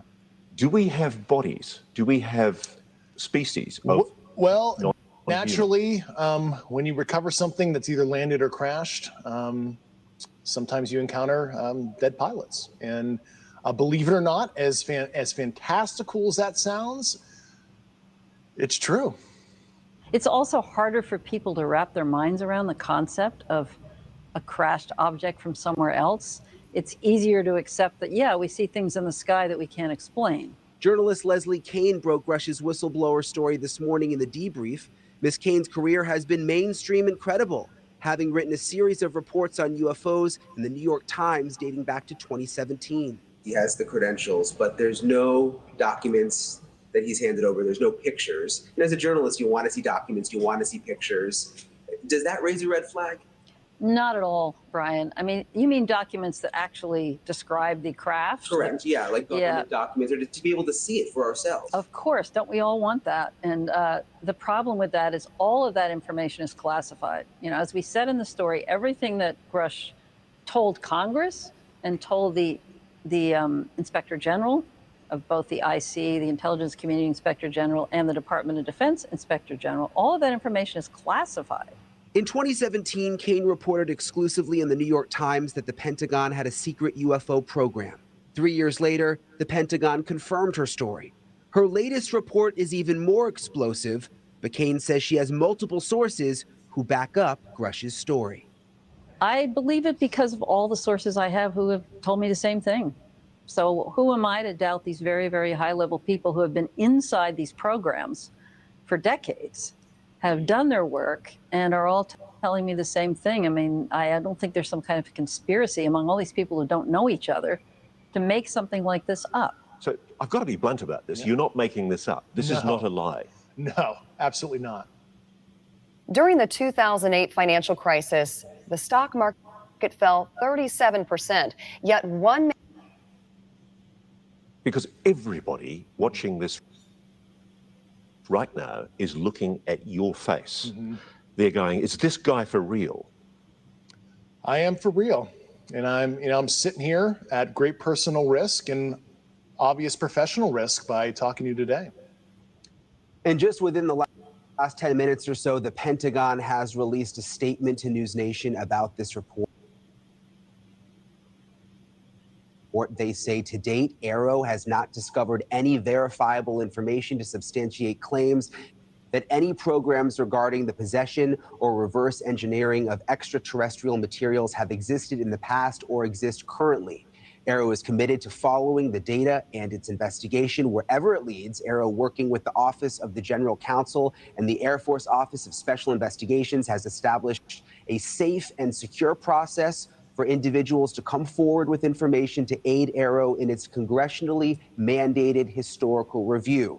AARO's historical review of records and testimonies is ongoing and due to Congress by June 2024, and AARO welcomes the opportunity to speak with any former or current employee or contractor who believes they have information relevant to this historical review. And Elizabeth, we know that David Grush, he's filed that whistleblower complaint. He's been on the record under oath testifying to many of these things that he said in our report tonight. Right, and it's important to point out that this statement from the Pentagon from AARO, Grush is alleging that this top secret program is keeping it a secret from AARO. So. Yeah, exactly. And if Grush is, what he's saying is true, the spokespeople, all of those folks at that level wouldn't even know this was going on anyway. All right, I got to ask you, he has a compelling story to tell.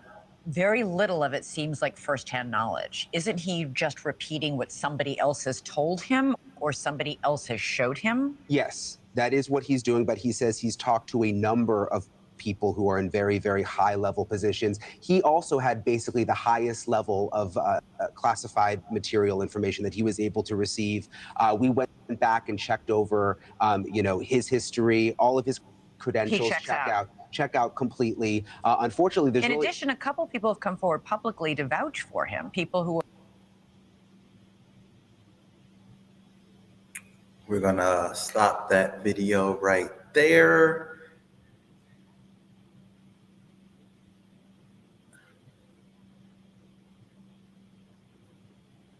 They playing with us, Menkhu. Oh man, it's about to get juicy. Oh man, they playing with us, yo. Hey, I saw. I don't want to cut your bill. They said something about like a couple weeks ago. It was a news article that said he was 8 feet tall somewhere in Arizona, something like that. Oh man, that's it's about to get interesting. And so I wanted to share something with everyone why I'm doing this particular presentation, because as I was over the weeks, right, we all have our rotation and when we're doing our presentation. And so, you know, while we're going through our different teachings, you know, I got this information in that I was supposed to do this presentation and the title was supposed to be Masters of the Universe. And I'm like, I knew it would be connected to the Anunnaki and to extraterrestrials and to the followers of Ma'at. And I was like, this is gonna be kind of bizarre. And so something led me to go back and listen to some of the different presentations that Saba has done. And so you will see you'll kind of see how the dots will connect. Let me just do something real quick here.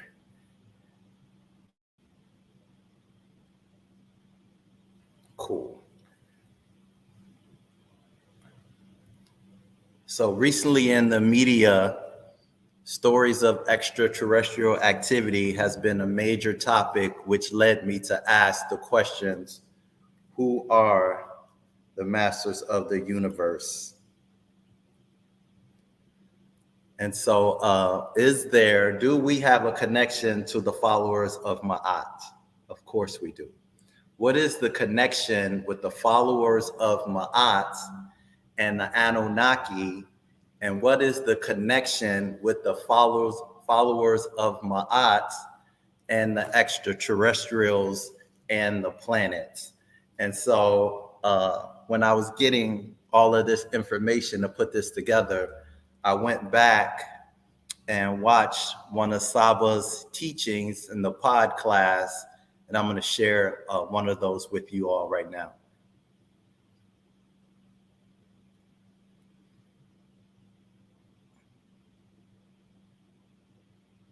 SCRIIIBE papyrus because Chester and Betty found it, but of course it's the papyrus of Heru and Set. And here is the story, how we're going to end this off, ladies and gentlemen. Here is the story. This is found in the SCRIIIBE. So I have the SCRIIIBE collection, so you all may not have this, but if you don't, no problem. It can be accessible in the literature of the ancient Egyptian by Miriam Lithium, and also the anthology of the ancient Egyptians anthology, which are books that I tell all my students to go get. And you can find the story. Just look up the contendings of Heru and Set. Just look this up, and here is the story. Here is the story. Okay, so thereupon, we'll start from here. Thereupon the Ennead, the nine, spoke to Benabdejed, the great god, the living judge, was made between the primeval time and the hall of anchor of truth. It's kind of blurry. It's blurry. I'm going to do my best to read it. I have the clear version. Thereupon, the Ennead, the nine, spoke in the. Let me blow this up so I can see it clear. Okay. In the presence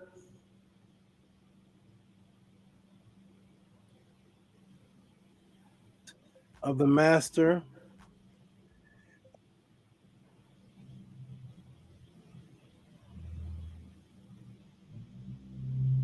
of the universe and made a letter to Neith, the mighty of the God, and it goes on here, the universe. Let me scroll down. Okay, thereupon Tehuti said, I will do so. Because Neith made a command, I will do so. Verify, I will do so. They went to Neith for her command. Thereupon he sat down and made a copy of the letter. Ladies and gentlemen, people say that this is some kind of principles. How are principles sitting down and making a letter and sending a letter?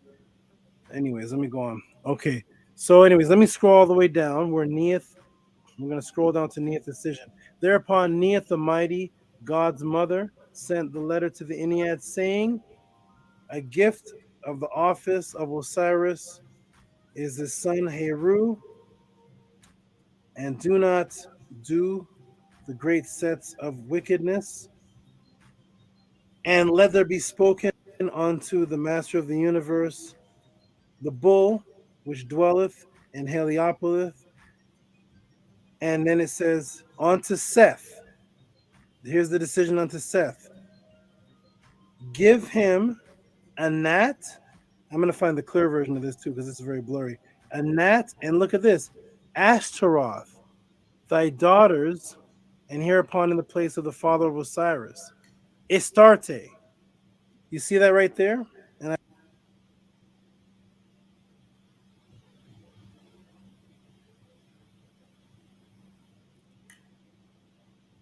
I get a clearer version if I have time to, but you can find this in the contendings of Heru and Set. And so when they went to Neith to try to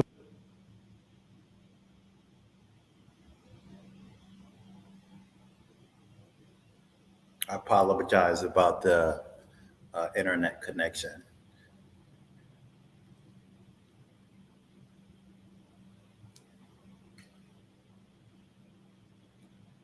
Look at the matrix. Look at the matrix. he said, what did they do? They gave him two goddesses as a wife, but they gave him two Anunnaki goddesses. Anat, which is one of the Igigi, and Astarte, who is Inanna. Astarte is not one of the Nitiru. But here is the Nitiru giving Set an Anunnaki. How do Kemetic people explain this? How do Kemetic people explain this? Okay, so let me blow this up and end off here. Blow this up here. Boom, boom, boom. Move across. Okay, here it is. Here is Set being offered two mates from the Neter, whose name we see here, Ishtar Astarte. How is this possible? Is this a Neter, or are they just principles? Are these principles being offered? More principles from another culture that doesn't say they're Anunnaki or principles as principles? This is a clear record from the people of Kemet themselves, acknowledging the Igigi Anunnaki interacting with the Nitiru.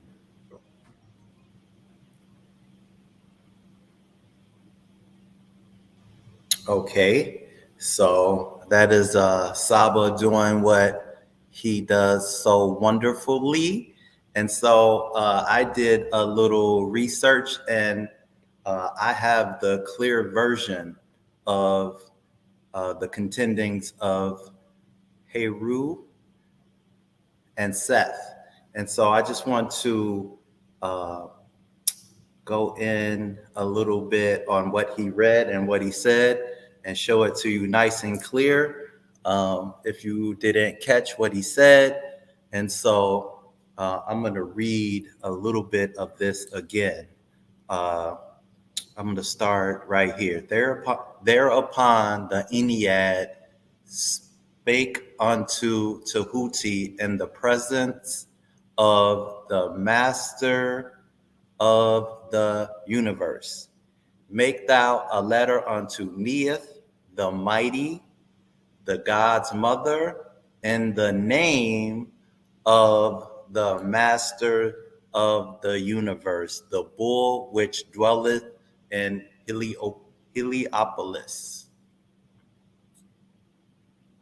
And Heliopolis is in Kemet. Okay, so I want to play another video. Let me see. Or actually, let me see. Let me just see something real quick.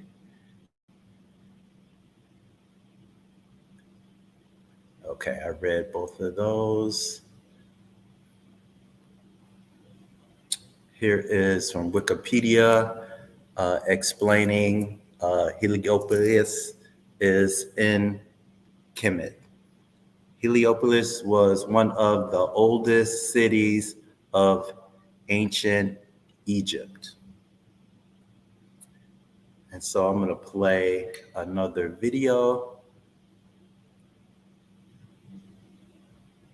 from the master teacher.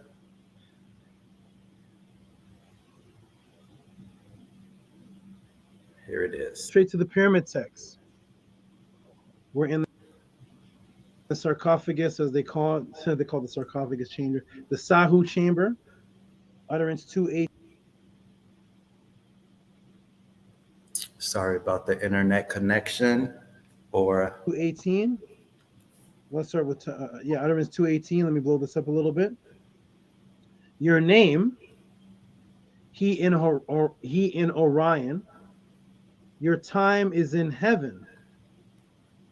Your time is on earth, Osiris. Turn your face so that you see this Unas. That's pyramid text 2:18. Pyramid text 2:16. Orion, encircled by the Duat. When the one who lives in the horizon purifies himself, Sahu or Sapti or Sothis is encircled by the Duat. When the one who lives in the horizon purifies himself, this Unas is encircled by the Duat. When the one who lives in the horizon purifies himself, he is content because of them. He is refreshed because of them.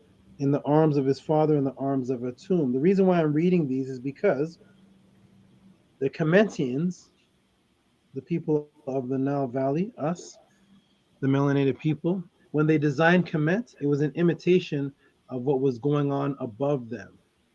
I've already shown many demonstrations and images of the alignments of the Akus, not today time, but going back to the time of the Younger Dryas. They don't align today. They go back to the time of Younger Dryas with a little tilt of a 45 degree angle. I've shown that already.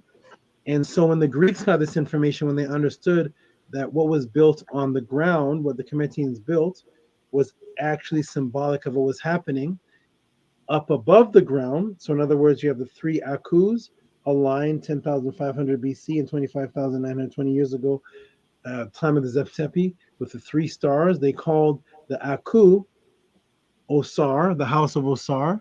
They called Osar Sahu. And they call what you call Orion, they call that Sahu. It was the as above, so below. Right off to the side was the Nile Valley. And up where Orion is, off to the side, is the Milky Way. It was an imitation of what was taking place above them. So when the Greeks got this information, what did they do? They rewrote it in the Hermetica under Acephalus and Hermes, and they wrote this. Did you not know, Acephalus, that Egypt is an image of the heaven? Or to speak more exactly, in Egypt, all the operations of the powers which rule and work in heaven have been transferred to earth down below. Nay, it should rather be said that the whole cosmos dwells in this our land as a sanctuary. So the Kemet at the bottom was built as a microcosm of the greater macrocosm of what was taking place in outer space, which is why farming was so important, and everything that was happening above was a story that happened below to match. Okay, what was happening below was a story of the greater microcosm of what was taking place above. Some of the things that were taking place above to this day, scientists have no idea how the ancient Kemetians and the Dogons knew of some of those things because they can't be seen by the physical eye. Okay, so let's look. Let's take a look, everybody. Let's look. Let's look. Let's look on Earth, then into the heavens to see what on Earth is an image of what is above. Take a look. So this is from the top the image of the pyramids of Giza from the top angle. Have you ever seen them at this angle? Most people have. Actually show this in classes. You all seen it at this angle. There's 1, 2, 3. And one is a little bit to the left, just like the stars of Sahu or Orion. And from the top you can see best how it's angled off a little bit to the left. From the side view, you can't really see this. From the side view, it actually looks like one of the pyramids that's smaller is actually bigger than the other one. That's the side view. This is the view from the top, showing you that it's an imitation of what's going on, of the Sahu above. Okay, this is what it looks like from the top angle. Okay, let me go ahead and shrink this a little bit. These next images are on Mars and the moon. Take a look. Does that look familiar? Does that look familiar, anybody? Does this look any different from this? This is the top view of whatever this is. This is the top view of whatever this is. But the difference in these two top views is that this one has craters. This is a top view of somewhere else. Where? No. 1978 image, pixeled enhancement so you can see the clear symmetrical tower structure. So we blow this up right here. We can see the clear image of an Aku. And in the blurry image they gave with the lower pixels, we see something in the background, but it also looks like it has what appears to be 90-degree angles. When you actually enhance the pixels, you get this image here, and then this building pillar looking image here with 90-degree angles. None of this is on the planet Earth. It must have been made by the principals. The principals must have made this. If you see anything like this in your backyard, send me a picture of it. But if not, these are as hand-made or as artificially made as these. They look exactly identical because they are identical, except for these are not on the planet. And here you have the Amenemhet, what they call the Pyramidion.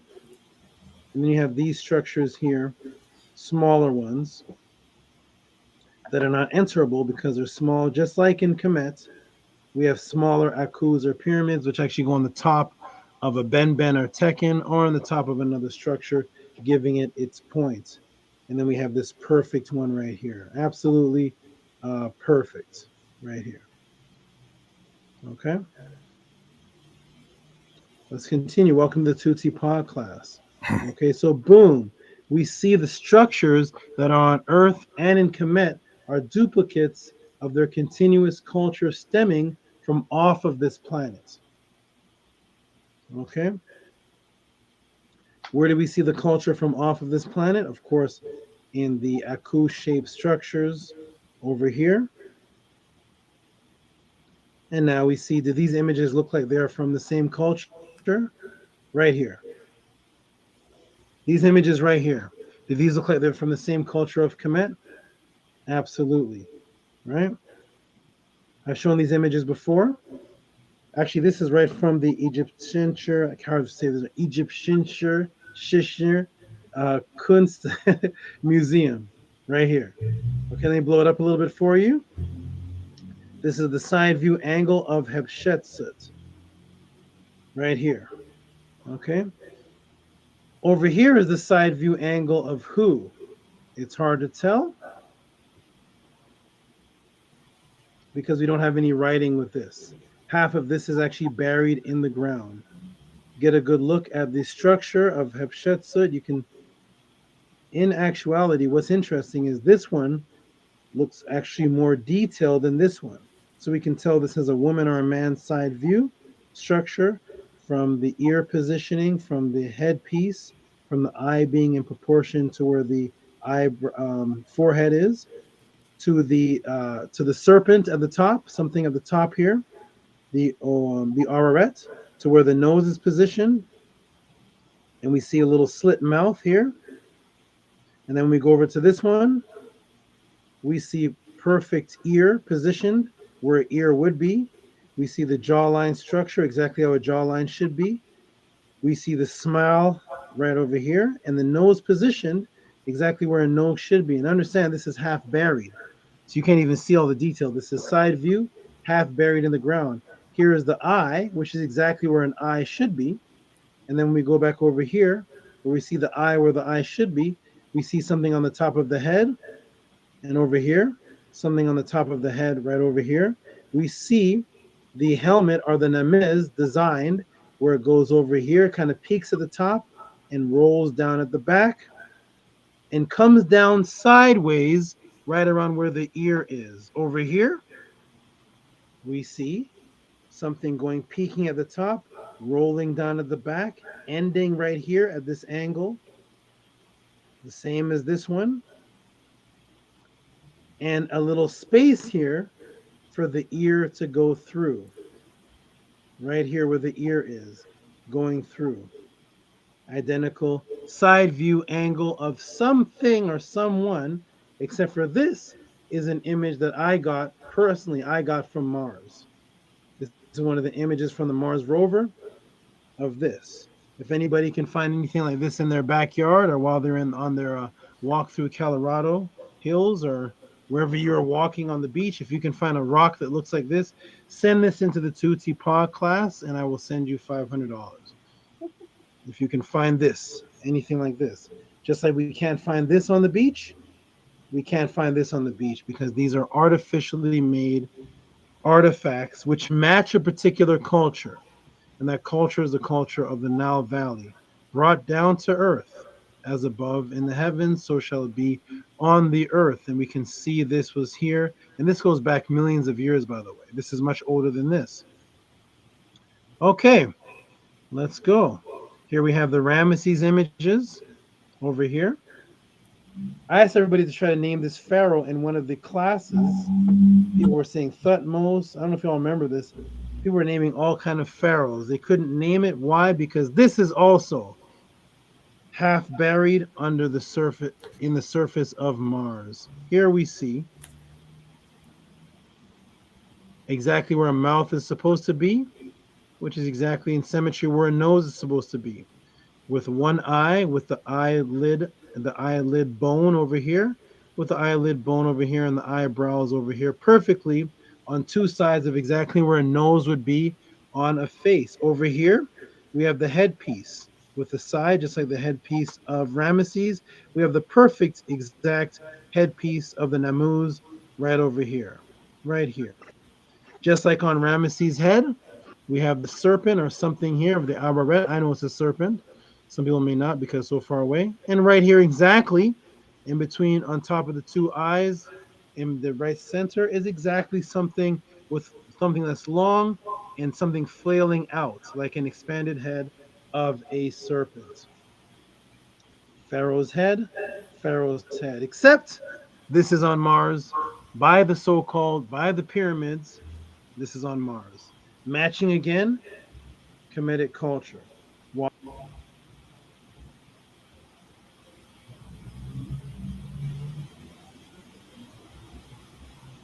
Okay, well, you heard it from the master himself.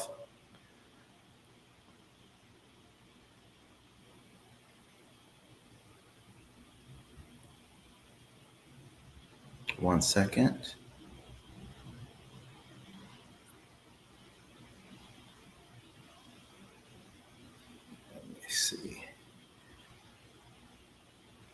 Okay, let's go on to the next slide. So my question is, do you consider the planets elements of nature? And the chat participation would be much appreciated. So would astronomy be a subject considered a part of nature? I believe that it is. Nature is our greatest resource. It's kind of beautiful how the presentations line up. I believe this is from my last presentation.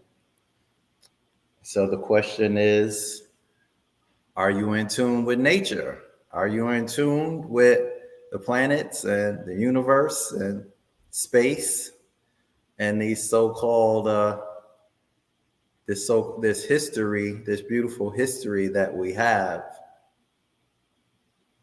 So we have to get back to our roots. I know you've heard this all before, but I'm hoping the significance of this will land differently. So let's explore the universe. I'm going to share another video to give us a little more perspective.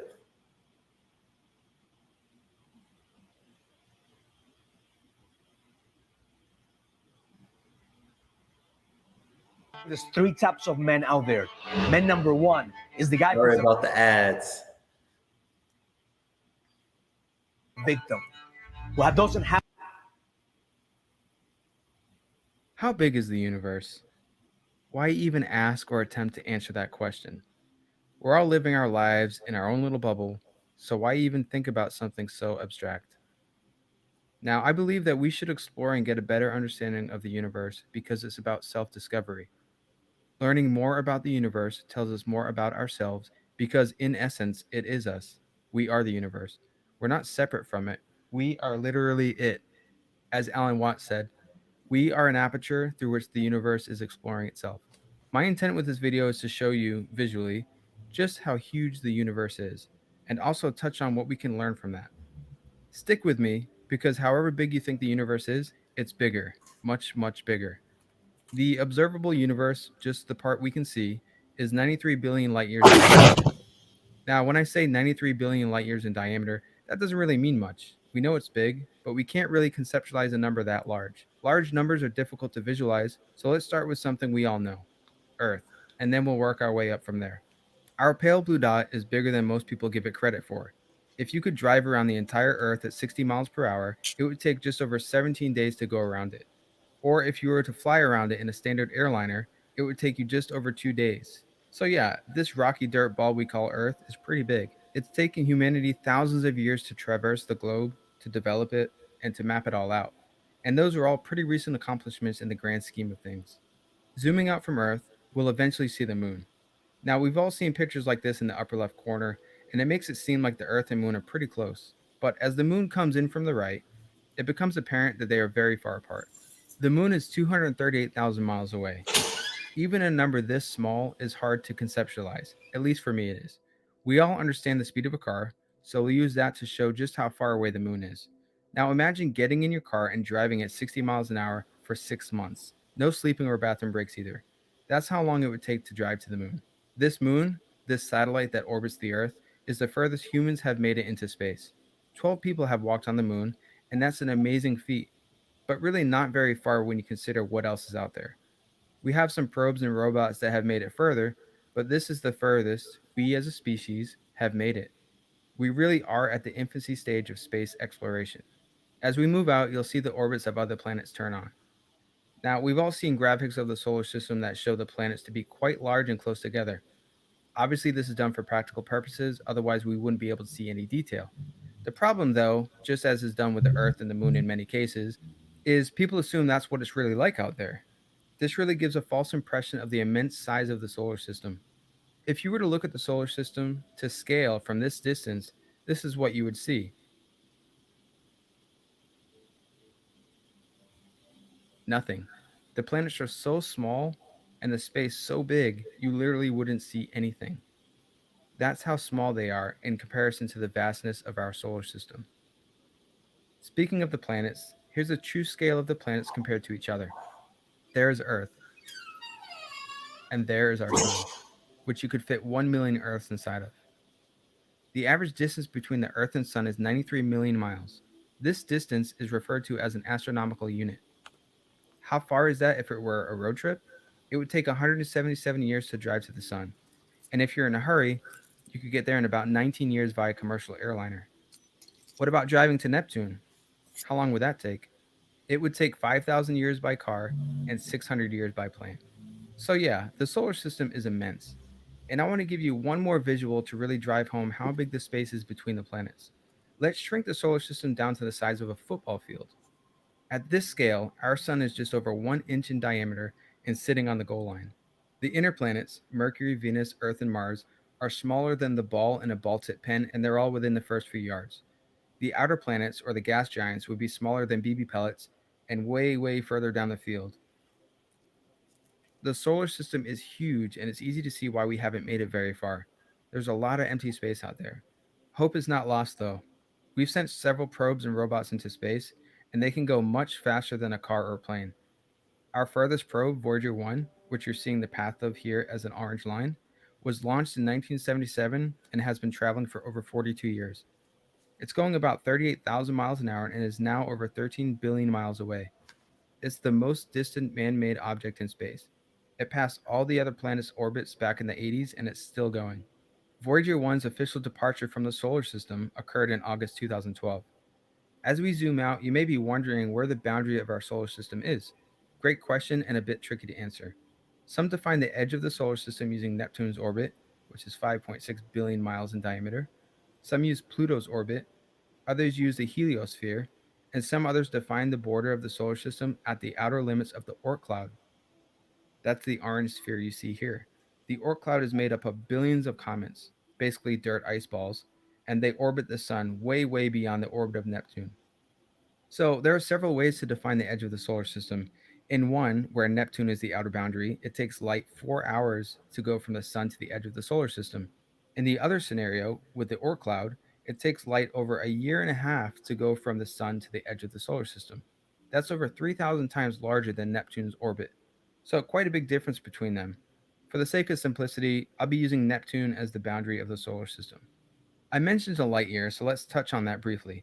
A light year is the distance that light travels in a year. Light travels at 186,000 miles per second. Here are the Earth and Moon to scale. It takes light 1.3 seconds to get from the Earth to the Moon.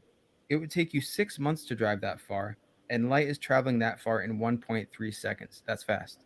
It's going 186,000 miles per second, 11 million miles every minute, 670 million miles every hour, 16 billion miles every day, and just about 6 trillion miles every year. Everything is so far away in space, and we don't want to have to write down these huge numbers, so we use the term light year to make it easier on us. In terms of light speed, we're just 8 minutes from the sun. That's how long it takes light to travel from the sun to the Earth, and Neptune is 4 hours away in terms of light speed. If I haven't said it enough, let me say it one more time. The solar system is really big, which is really why we haven't made it too far just yet.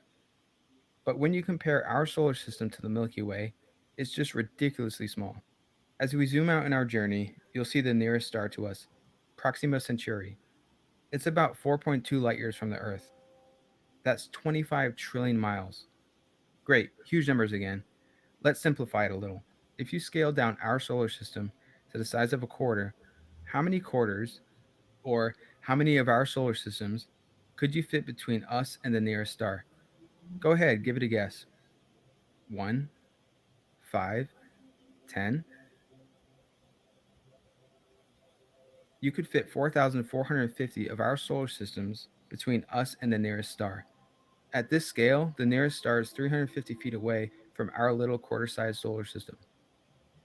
Just to humor you, it would take 47 million years to drive there, or 5 million by plane if you're in a hurry.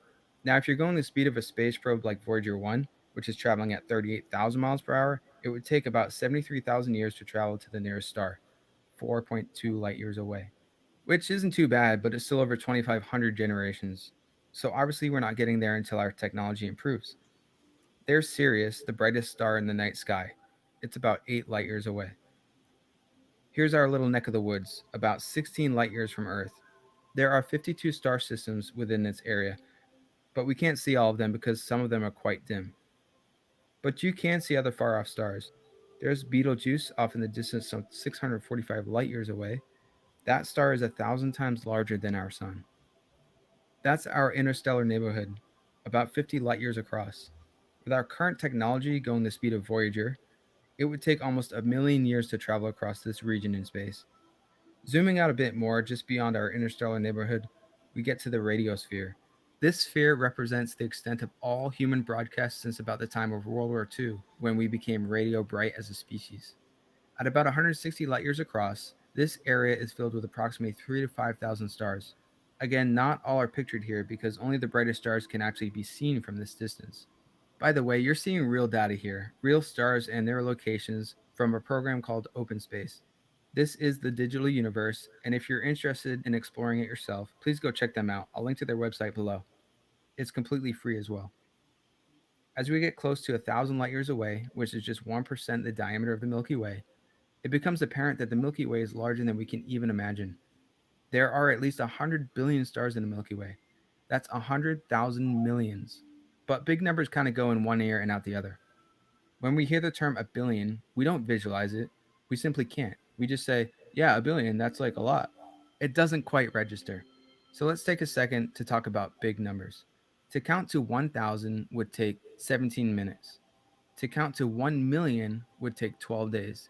And to count to 1 billion would take 32 years. If that doesn't do it for you, let's try visually. Here are 100 stars.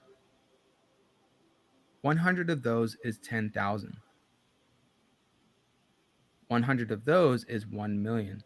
1 million is a lot, right? But believe it or not, it's not much compared to 1 billion. It's just 1/1000th. Here is 100 million. Here is 1 billion, and keep in mind that each small block is 1 million. And finally, 100 billion.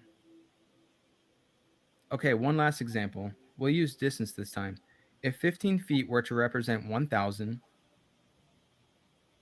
then 1 million would be 3 miles. And 1 billion would be from Cape Canaveral to Seattle. Oh, and 1 trillion? That would be 12 times further than from here to the moon. I just want to stress this point so we can really appreciate what a huge number 100 billion is before we get deeper into this, because the universe is about to get a whole lot bigger. Let's zoom out to the entire galaxy, full of billions of stars. Remember that blue sphere that was 160 light years wide? That's it. That's the speed of light radiating from our planet in the form of radio waves for the last 80 years or so. We haven't even made a dent. Some astronomers even believe there are as many as 400 billion stars in our galaxy alone. That's absolutely mind-numbing.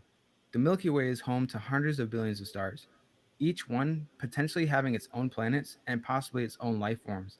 In the last 20 to 30 years, we've studied very small sections in the Milky Way and discovered that other stars have planets too. Based on this data, scientists now believe that most of the stars in our Milky Way actually have a family of planets orbiting them. By extrapolating this data, that means there are billions of other planets out there in our Milky Way alone. The Milky Way is about 120,000 light years across and 1,000 light years thick on average. Alright, if that doesn't make much sense, let's forget huge numbers for a second. Let's use another comparison to bring things down to a scale we can relate to. Let's go back to our solar system being shrunk down to the size of a quarter. If our entire solar system was the size of a quarter, our Milky Way galaxy would be about the size of North America. I can't even find a quarter in my own couch, and if you said to find one particular quarter in North America, it would be pretty much impossible. Trying to see our solar system at this scale would be like trying to see a quarter from space. Now, our sun is just one of hundreds of billions of stars in our Milky Way. So imagine all of North America covered with billions of quarters. The quarters representing star systems like ours. At the center of each quarter is a tiny speck, smaller than a speck of dust, that represents a star. At this scale, our nearest star, Proxima Centauri, as mentioned earlier, is 350 feet away. So imagine, if you will, quarters scattered all over the place, every few hundred feet, all over North America. That's pretty incredible. Here you can see the orbit of our sun around the galaxy. Even though the sun is traveling around the galaxy at over 500,000 miles per hour, it still takes 225 million years to complete one revolution. If you're still not impressed with the sheer magnitude of space, let's move past our galaxy. Let's get serious. The Andromeda Galaxy is about 2.5 million light years away. Zooming out even further to about 110 million light years, we see the Virgo supercluster. There are thousands of galaxies here, similar to ours, with hundreds of billions of stars and planets. Eggo Liège style waffles are a no toaster needed grab and go breakfast. Lego with Eggo.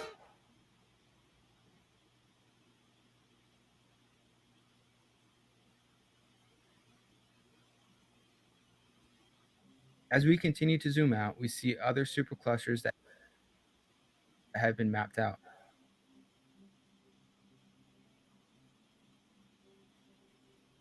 The dark region is called the zone of galactic obscuration because it is obscured by our own Milky Way. And finally, quasars come into the picture.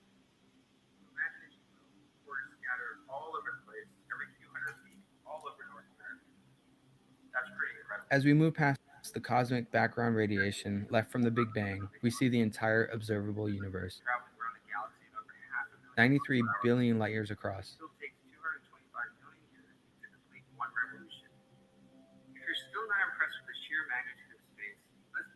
We may never know what's beyond the part of the universe that we can see, but due to the acceleration of space, it is believed that the universe itself is at least 250 times bigger than the observable universe. Wow, a lot of information, but what's the point? What can we learn from all of this? First, can we all be honest with ourselves for a minute? The truth is, we know nothing. Pretending we have all the answers limits our open-mindedness to what's really out there.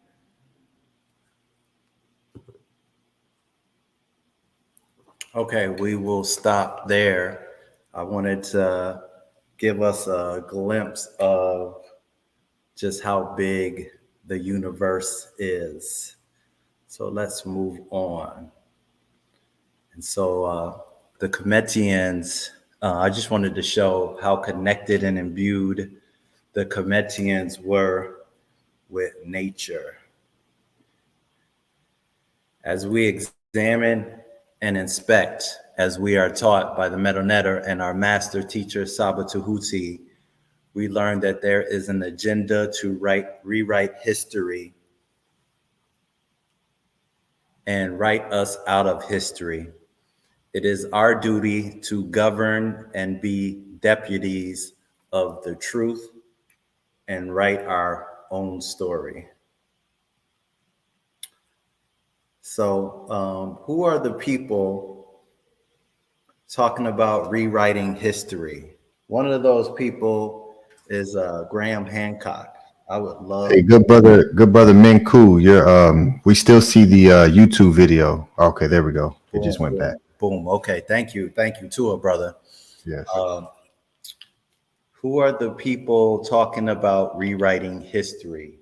One of those people is Graham Hancock. I would love for Saba to meet him and just for them to have a conversation. So little by little, I'm starting to catch a little bit of his stuff. I'm still doing research and learning about his teachings, but I want to show you guys a little bit of who he is and some of the things that he's up to.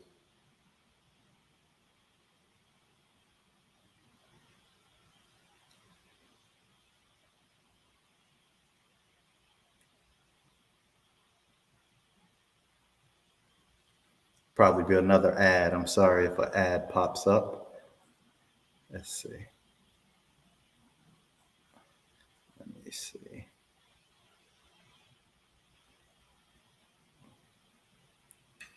Okay, let me go back.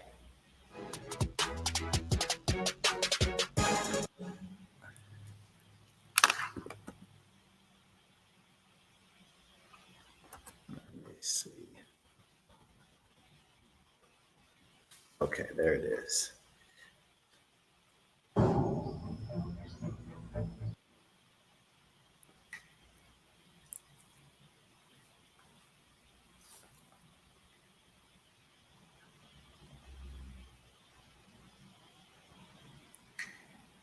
Let's see.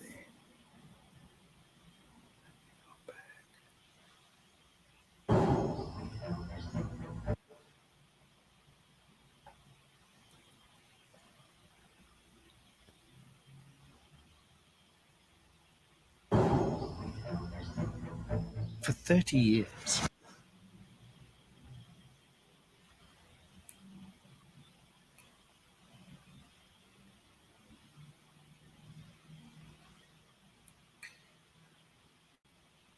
See if I can get this to play.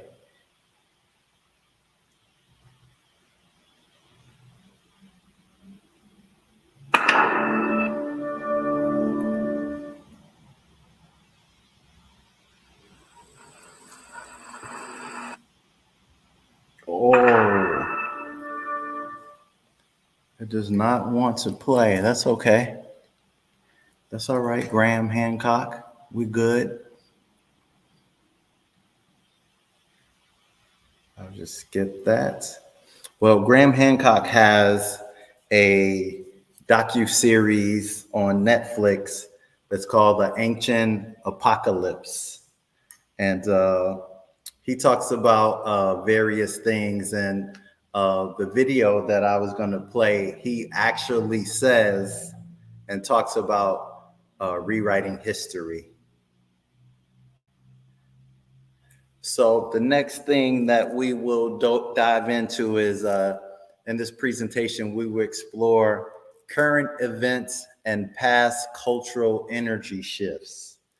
A major reason why these whistleblowers are coming out, a lot of people aren't aware of what's causing this phenomenon, but I'm gonna get into it.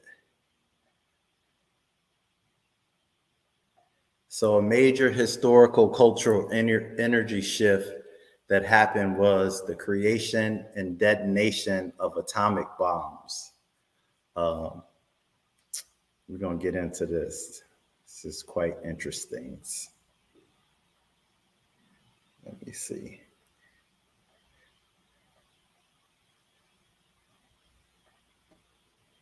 Menkhu, you got a VPN? What's that?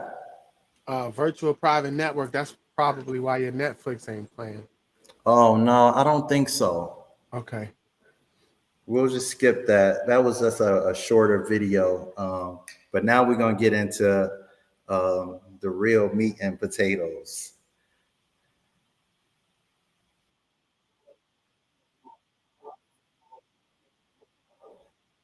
Around 1962, there was an explosion of nuclear bombs off the coast of Hawaii. And I think it was 36 nuclear bombs. And there was a UFO there that got shot down, if I heard correctly. Can you explain what happened? Yeah, that was part of something known as Operation Dominic from, I think, 1945 till the 1998, end of the 20th century. The world experienced, I think, 2,050 nuclear detonations, second to last Dominic detonation. And this man saw a UFO like zoom by, and presumably he thought it went into the ocean.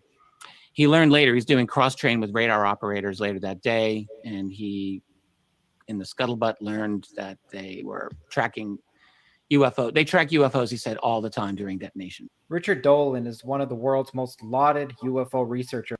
Okay, so they're tracking UFOs because the UFOs are responding to the detonation of atomic bombs. And so as we dive more into my presentation, we're going to get into aliens are now considered illegal. They are being tracked and shot down for visiting the planet. The aliens know that the atomic bombs are not natural and they don't want space to be invaded. Let me just see something. One second. What just happened? Let me see.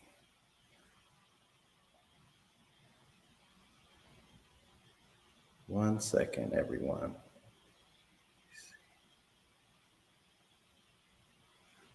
My tab just totally disappeared. Okay, there it is. Matrix hard at work, Menkhu. They on us tonight, bro. Oh my They hit God. Saturday, Friday. They on us. Oh my God. Let me just see.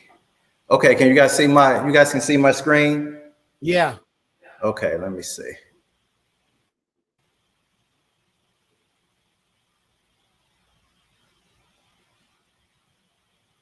Is anyone familiar with the video game Space Invaders?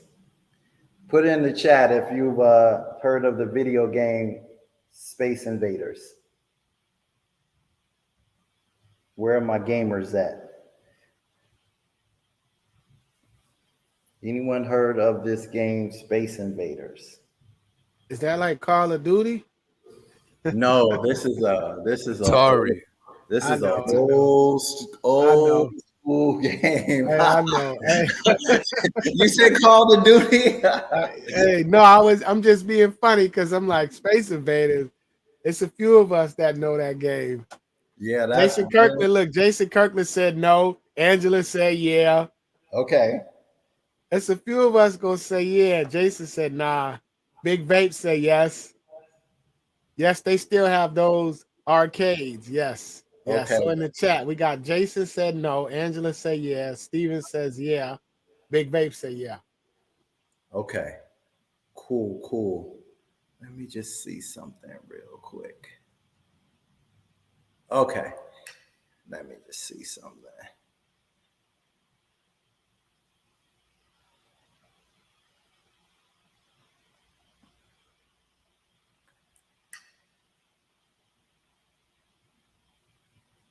Let me just see something. Cool, cool, cool. Anybody ever seen this image before? No. And I haven't seen it like that. Not World Defense. I know, that's interesting, right? It's funny. Space Invaders. I never seen World Defense. It's funny how they sometimes tell on themselves. Okay, this is from Wikipedia. Space Invaders is a 1978 shoot 'em up arcade video game developed by, I don't know how to pronounce his name. It was manufactured and sold by, I think this Taito in Japan, and licensed to the Midway division of Bailey for overseas distribution.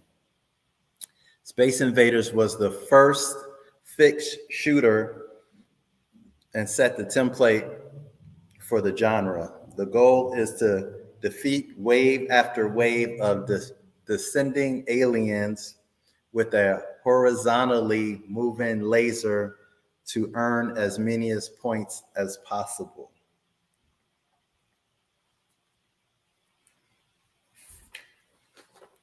So I'm going to play another video.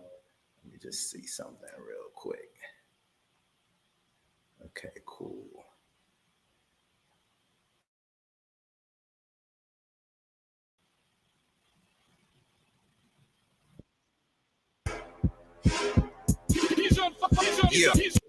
Huge mistake in the relationship between humans and these other civilizations. And here I want to put a button on this. When we detonated the first atomic bomb and the subsequent ones, when those go off, everybody knows what an electromagnetic pulse is. What they don't know is that there's an attending so-called scalar or longitudinal wave that is faster than the speed of light that disrupts the fabric and communication and propulsion guidance systems of extraterrestrial vehicles. This is why they came in huge force in the 40s and 50s. And this is why every single atomic and nuclear weapon storage facility, processing plant and base and ship has been surveilled by these ET vehicles, because they, when those things are used, it's like tearing the fabric of space-time. Huge mistake in the relationship between humans and these other civilizations. And here I want to put a button on this. When we detonated the first atomic bomb and the subsequent ones, when those go off, everybody knows what an electromagnetic pulse is. What they don't know is that there's an attending so-called scalar or longitudinal wave that is faster than the speed of light that disrupts the fabric and communication and propulsion guidance systems of extraterrestrial vehicles. This is why they came in huge force in the 40s and 50s. Okay. Let me see.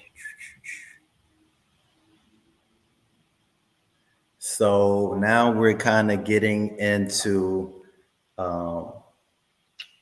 what's really happening. One aspect to this whole phenomenon as aliens. Let's see.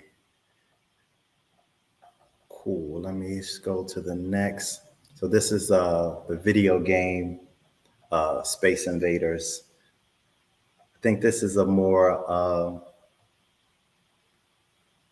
recent version of this is like a remake of the old school Space Invader games.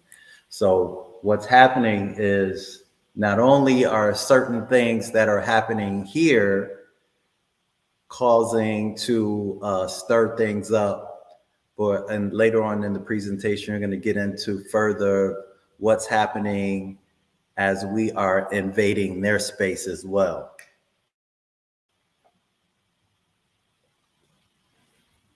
It's not a game. We're already deep in it. It's too late. Space has already been invaded.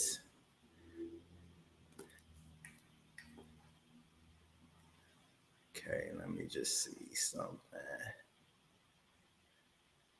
So I'm going to play another video.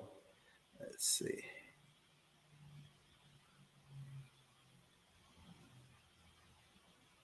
Sorry about the ads if an ad played. I know this sounds absurd, but the day someone sets up a Relay account and to deploy profit first is the day they become immediately. So the treaty basically says you cannot put a weapon into orbit around Earth. Have you heard about the false flag alien invasion? No. You haven't? No, I haven't heard about this yet. I've seen triangle patterns. I've seen lights that jump from place to place. I mean, I've literally traveled, investigated, and seen these things, and I have no explanation for what they are. We're going to cover the weaponization of space or weaponizing space and UFO, UAP, maybe some free energy stuff. Yeah. What do you want to kick it off with? Dude, weaponizing space is a super interesting topic. Let's go there. Yeah. So the couple things. So just recently, Russia announced that it's going to pull out of the START Treaty. Right. What is the START Treaty? The START Treaty was a treaty that was put in place during the Obama years to basically limit and downsize the total number of nuclear weapons that existed between the United States and the Russian arsenals. So a downsizing and modernization and safety protocols, right, for our two different nuclear weapon arsenals. I mean, it was set to expire in 2025. Most people thought it was going to renew, but now Putin just announced he's not going to renew it. Right. That came on the heels of Biden showing up in Kiev on President's Day, which in and of itself is kind of ridiculous. I don't know why the U.S. president would spend American President's Day in Kiev. It doesn't honor our history of presidents. Well, some people claim he's not all there.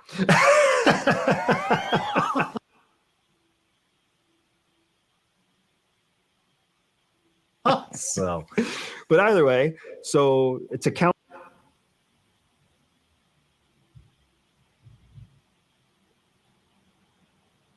that kind of snub in the face of Russia. Putin announced he's going to pull out of the START Treaty. Now, nuclear weapons, there's a treaty in place. The non-weaponization of space is a treaty that's existed since the 70s. Nuclear weapons actually work the way they work, specifically because they're supposed to fit within the guidelines of a treaty. So the treaty basically says you cannot put a weapon into orbit around Earth. Nuclear weapons, follow that rule because they actually launch in a elliptical pattern to re-engage or re-enter Earth's atmosphere. So they leave from one part of Earth and they enter another part of Earth. They do not make a full rotation around the Earth. So they do not make an orbit. With the idea of weaponizing space, it becomes scary because now there are so many more people involved that were never part of that treaty. China's putting things in space. They were never part of the original treaty. We've got commercial entities putting things in space, right? You've got friggin' Elon Musk is launching Teslas into orbit. So there's all this stuff now going into space that was never part of the original treaty not to weaponize space.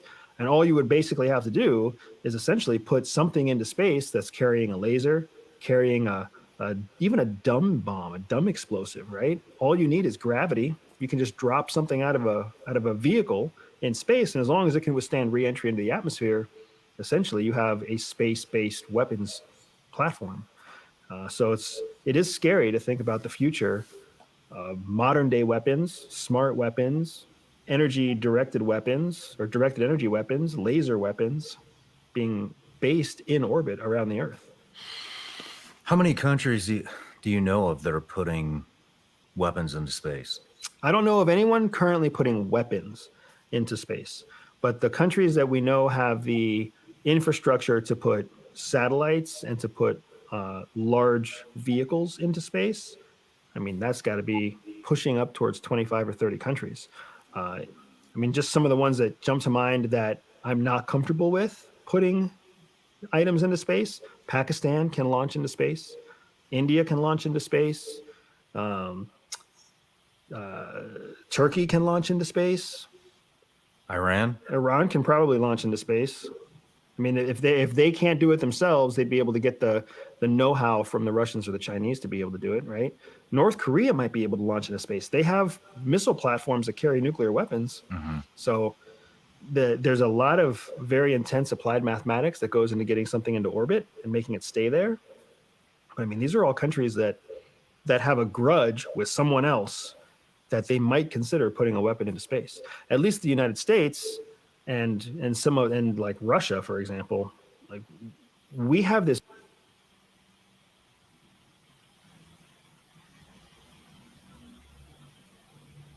contentious relationship. Remember, in World War II, we were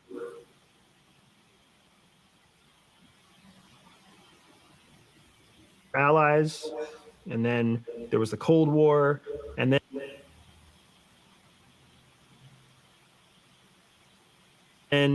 coming out of the Cold War and in the early 90s, we kind of became friendly again. And then that has slowly kind of dissolved into what it is now. Obviously exacerbated significantly in the last year. But there's a weird relationship where both of us are really fairly responsible nuclear partners, at least until we see otherwise. If you have US dollars in your bank account, pay close attention because we could be days away from the biggest. What do you think about all this UAP, UFO stuff? It's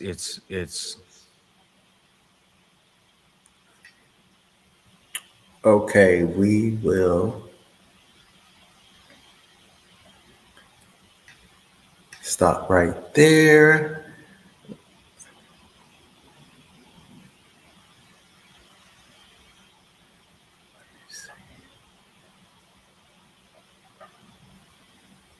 Okay, so as this brother was saying, that there are 25 to 30 countries that have weapons or satellite, and now Tesla is in space. This is basically us kind of taking over and really being space invaders. And so I'm wondering, did you all know that the U.S. has a military specifically designed for space? Our military now has a space military. Did anyone know that? Anyone in the chat? Did you know Robert Reyes says I'm back. You mean like the Air Force, the Navy, the Air Force? The United States Space Force. Has anybody heard of that? You heard of that, Atef? Only because I was a great teacher. Yes.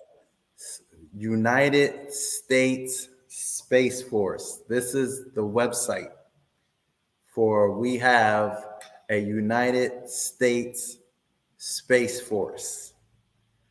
And so really quick, this is their website. And so the U.S. Space Force is responsible for organizing, training, and equipping Guardians to conduct global space operations that enhance the way our joint coalition forces fight, with also offering decision makers military options to achieve national objectives. About the United States Space Force. The U.S. Space Force was established on December 20th, 2019, when the National Defense Authorization Act was signed into law, creating the first new branch of armed services since 1947. The establishment of the USSF resulted from widespread recognition that space is a national security imperative. When combined with the growing threats posed by strategic competitors in space, it became clear that there was a need for a military service focused solely on pursuing superiority in the space domain. Ain't that something? Whew.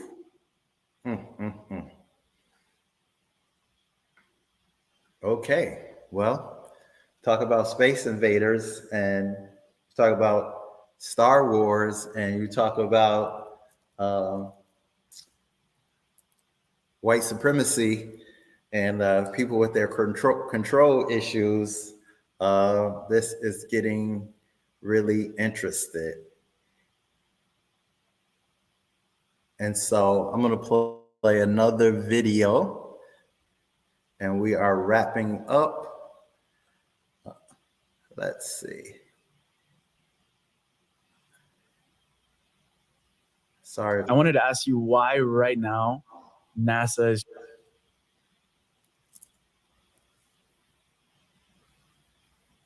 trying to own the rights inside the King's Chamber. Is there a Yeah. Sorry about the ads. And my internet. Okay, I think here we go. agenda behind it? There's a huge agenda, and they're sucking up all the incredible sites and getting these ownership rights to these sacred places.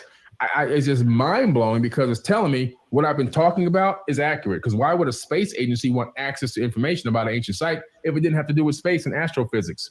So when you look at the Great Pyramid and its astrological alignments, right, with Sirius and with Aldebaran and Orion and all this stuff, it's like, what is this? The Pleiades, what's going on here? And now I remember, I think it was 2014 when I was getting ready to go up into the Great Pyramid.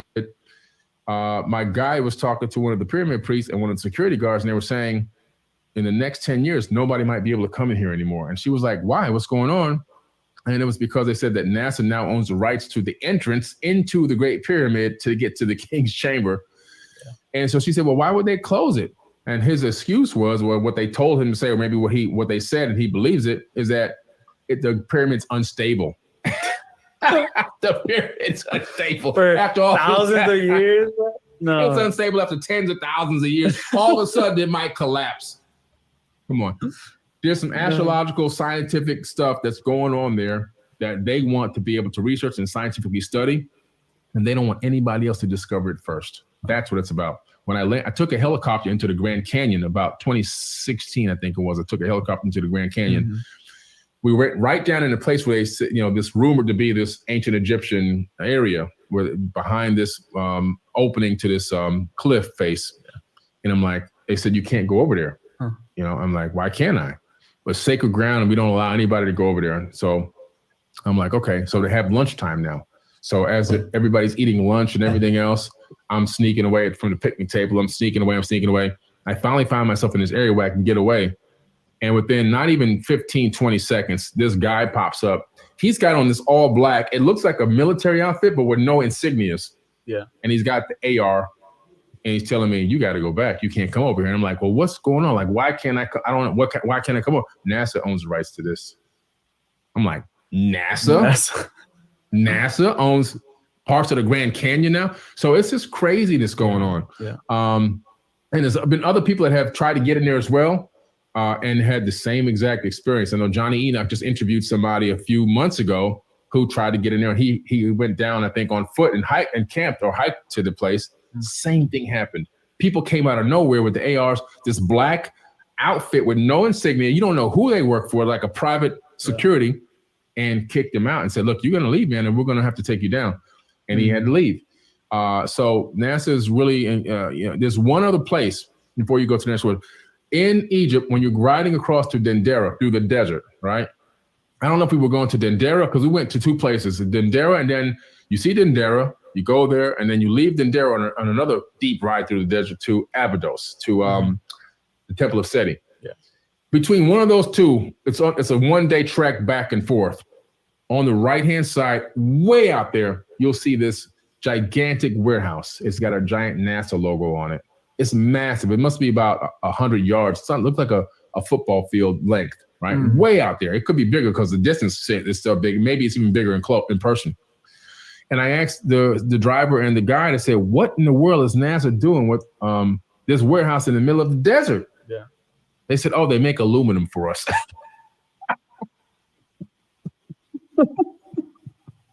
They make aluminum. I died. Listen, NASA's in Egypt making aluminum for the Egyptian people. Come on now. Guys, there's something going on. Yeah. What it is, I have no idea, but it's crazy. It's crazy. I mean, it's just, come on. I wish I could have had time to go out there, but obviously that would have took over the whole trip, just sidetracking, going about looked like maybe a half a mile out of the way just to go to this warehouse. But yeah, anyway, it's something going on. I don't know exactly what it is. Yeah, and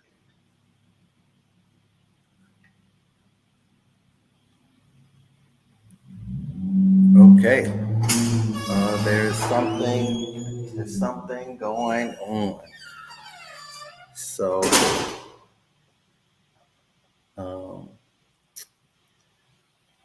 what do you get when NASA and U.S. space joins forces? What do you get when NASA and U.S. Space Force joins forces? One second, my videos, I'm trying to catch up.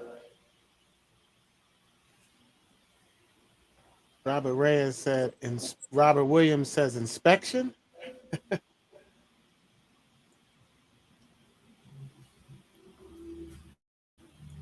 Big Vape says it's fat.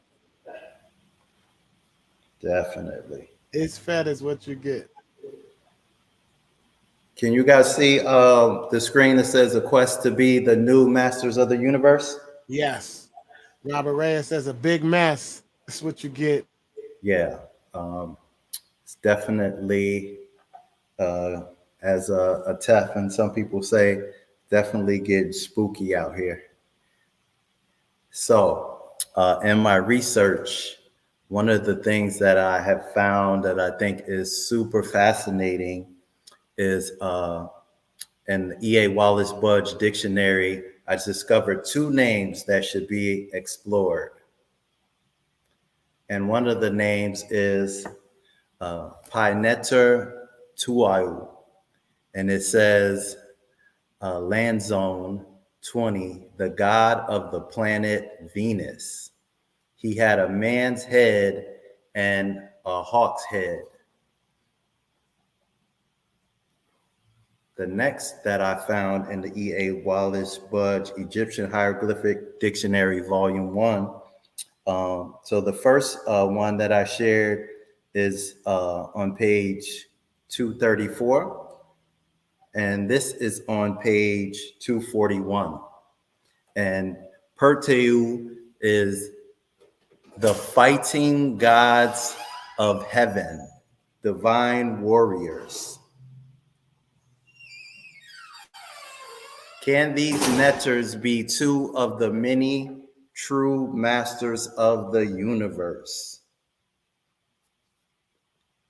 Well, I believe to answer these questions, please send in questions to our master teacher, Saba Tehuti, and maybe he can break this down for us a little bit more.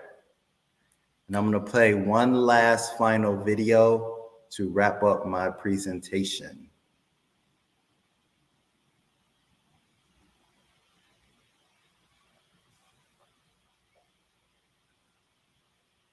Having a little delay on my video, but that's okay. We're going to wrap up with this last video, show you guys what is going on. Can you guys see my screen? A lot of the UFOs. Yes, we can see it. There's the mention that these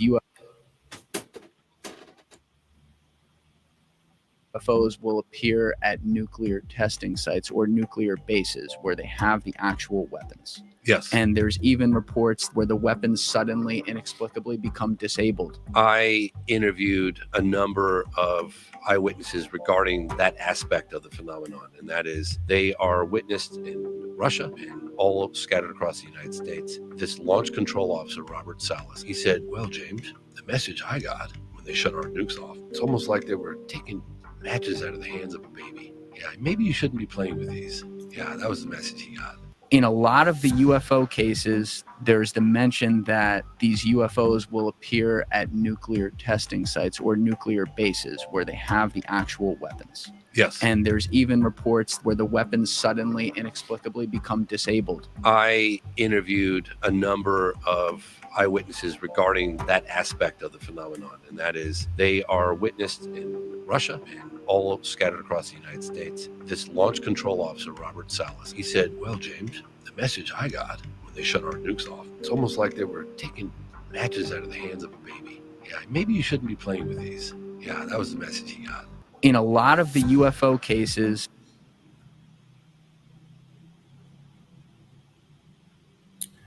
that is my presentation, and I believe that the Neterus are the masters of the universe, and I believe that these extraterrestrials are definitely, if they are disarming and they are visiting these nuclear plant sites, that they are trying to prevent these people for doing something that should not be done.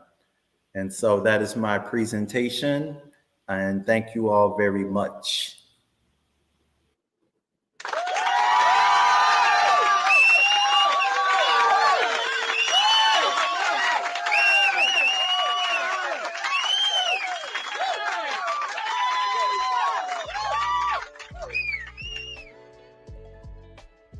Oh, Chap, peace and love. That was excellent, my brother. I dig that, bro. I need Ptah, Tehuti, Ptah, the master of the universe. Neif, according to Neif. Yeah, that was excellent, my brother. I like how you use the videos to tell the story, brother. I do the same thing with my presentations. I let I try not to draw no conclusions. I just present the facts and just let the story tell itself. And let people draw their own conclusions. That was excellent, my brother. And yeah, they are really, really, really they messing around, man. they I saw an article a couple weeks ago about a UFO crash in Arizona, somewhere over that way. I'm not sure exactly the state. And they played the 911 call, and the brothers was saying, he said that it's a guy, he's standing in my yard, he's 8 feet tall. It just crashed in my backyard. And then it said that it disappeared, and they showed some of the video, and then it cut. Like right when he was going in the backyard, it just cut, bro. So they definitely doing something. And they don't want us to know. That's the whole thing. They don't want us to know what they're doing. And I did not know that NASA owned the rights to that. That was wow. That's shout out to Billy Carson. Wow, I did not know that, bro. And it's a NASA warehouse in Egypt making aluminum. What are they making? Aluminum foil so they can keep their food warm. Keep their food warm. We good on the aluminum foil. It's crazy, man. It is absolutely crazy. And that's a shout out to you, Angela Gates. She said, "Great job, Menkhu. That was excellent, my brother." And I'm loving your progression too, brother, as you go along. I'm gonna give you a couple tips later on when we shut down the stream on how to present the videos and stuff, because I'm getting pretty good at that. So I could definitely give you some tips on that. But that was an excellent presentation, my brother. And shout out to you for organizing this talent show too as well. And I just want to let everybody know in the chat, especially the two winners of the contestants for the talent show, that that $100 is not Teachings of Ma'at money. That is absolutely coming from the great brother Menkhu Ara Meri Maat. That's out of his personal finances. And I just want to commemorate you on that, and just to illustrate how they say I don't know how they say pay it forward or whatever. I don't know how they say it, but you know how you shared, and then he won, and then he shared. And that's what it's about, man. It's about sharing the knowledge and sharing the information and sharing the positive energy. So again, shout out to you, good brother, for that wonderful presentation and putting together excellent show for tonight with the talent show, and allowing these beautiful brothers and sisters to come forth and show forth their talent. And shout out to you, Angela Gates. Like Sharika said, you do have a talent. We just have to tap into it.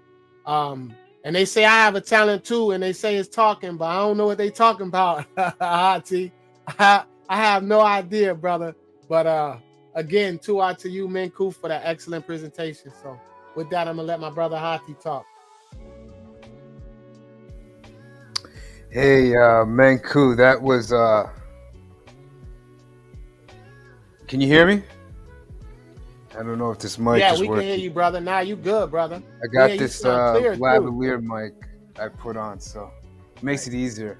Sounds good. Yeah, Menkhu, you know what I noticed? It's very interesting topic, of course, but I noticed that both you brothers, your presentations have progressed from when we first started doing this to you brothers are holding it down now with your presentations. You're keeping me captivated and interested in what you're talking about, and even the visuals, like Menkhu coming out with videos that are very entertaining. Like I love the open space program. I know about that, and I love it never gets old watching the universe expand and see how small we are in the universe and how small our thoughts are and our problems are and everything like that. It really puts things in perspective.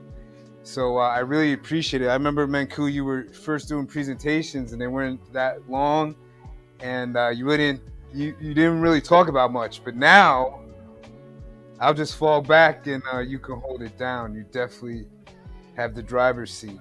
And with that being said, make sure everyone, if you got something out of this great brother's presentation, make sure you show him some support.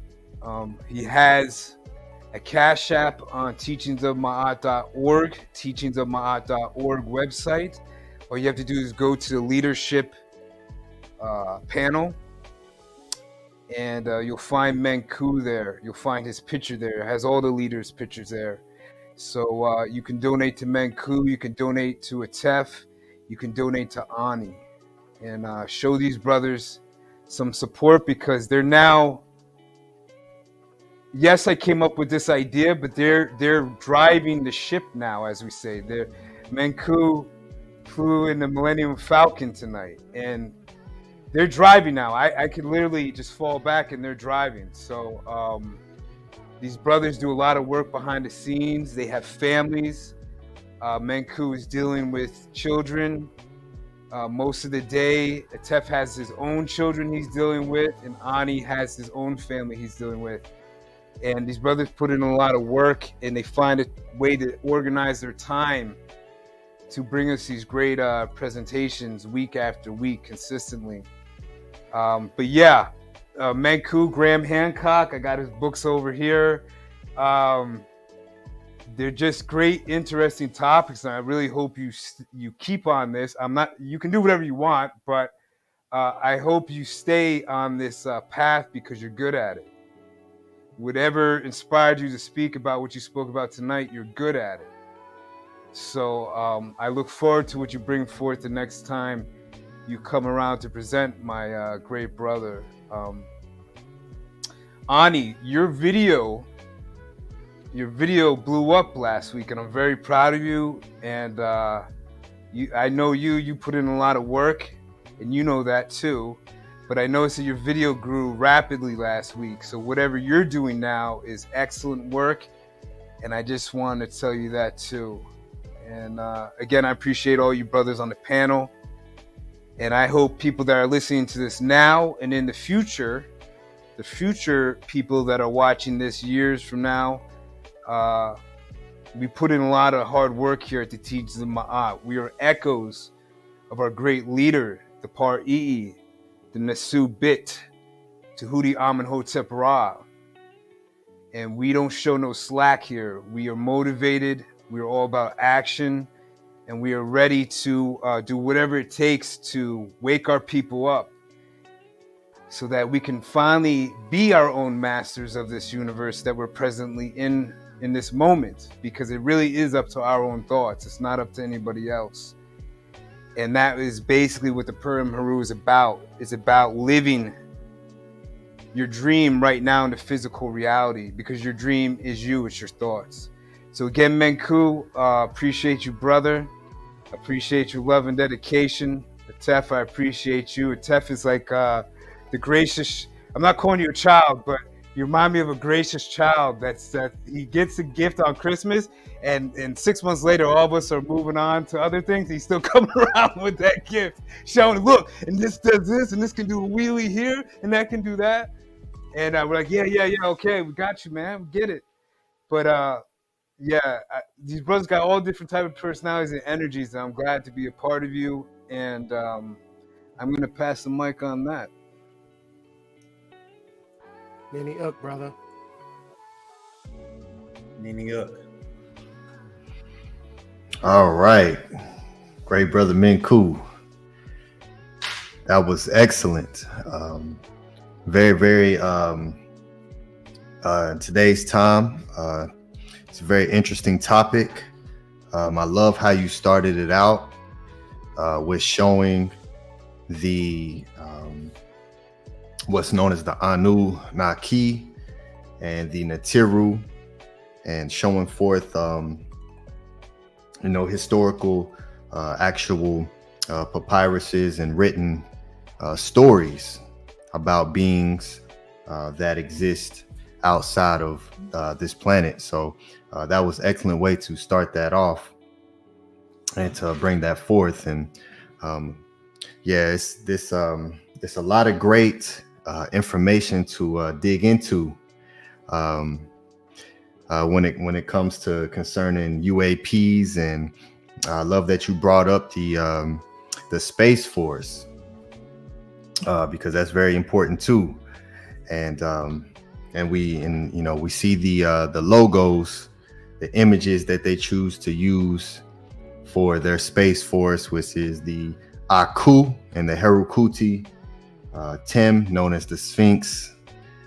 So they understand, they clearly understand, and they utilize the symbols, that we have forgotten about. So Tua for bringing that forth, and showcasing a unique side of talking about UAPs and what's known as those that are extraterra astral. So Tua for that wonderful presentation, great brother. I always look forward to what you bring forth and the ideas that you have. Yes, I designed the image, but this brother told me, hey, this is how I want it. I want it like this, that, and so what you see came from his brain, and I just put it together.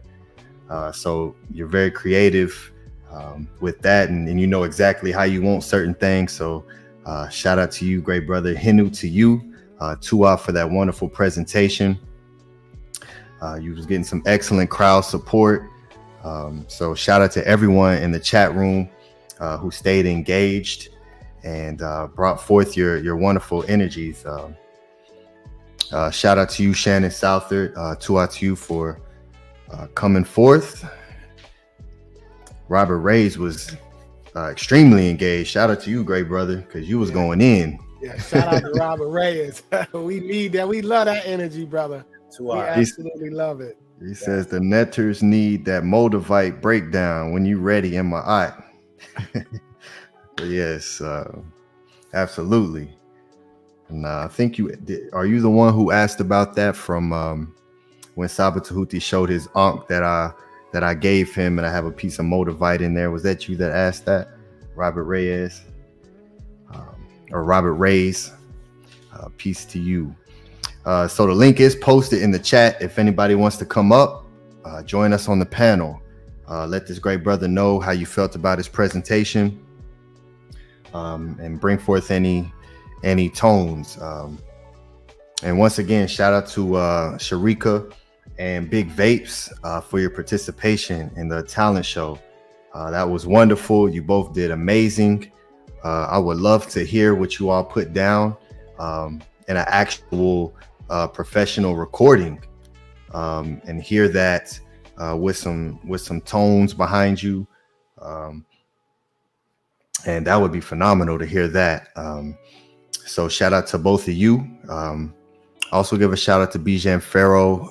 He said that he was running late, so he wasn't able to join in, but the next one he will definitely be there for that one. So shout out to you.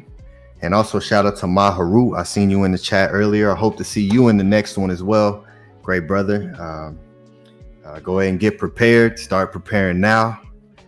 So when it's time to come forth and produce, you are ready. So shout out to all the great supporters. Let me go through and showcase those. Shout out to Sal Vega, who sends 2222 for the vibes during my workout.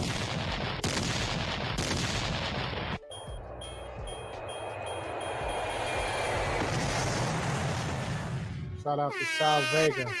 Is that XA? I think that's XA, right? Yes, that is XA.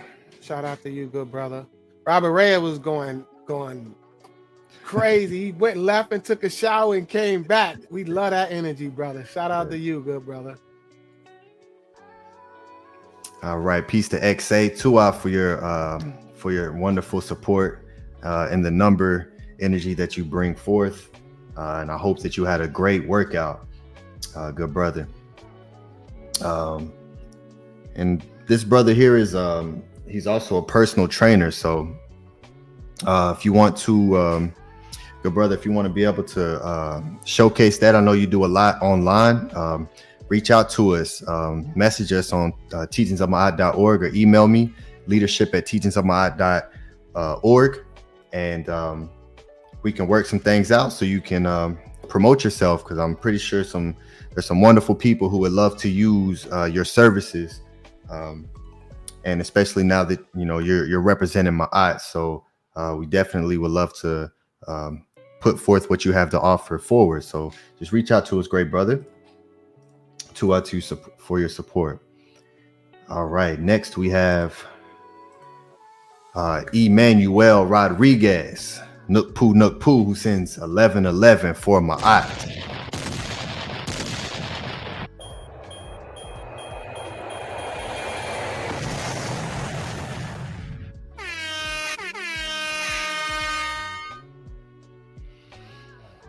once again, as I stated earlier, showing this great brother's support. He supports multiple times throughout the stream and throughout the week. So shout out to you, E-Man Rodriguez, for your support and for Maat. So Tua to you. All right, next we have Eric G. That's it. He sent 777. Boy.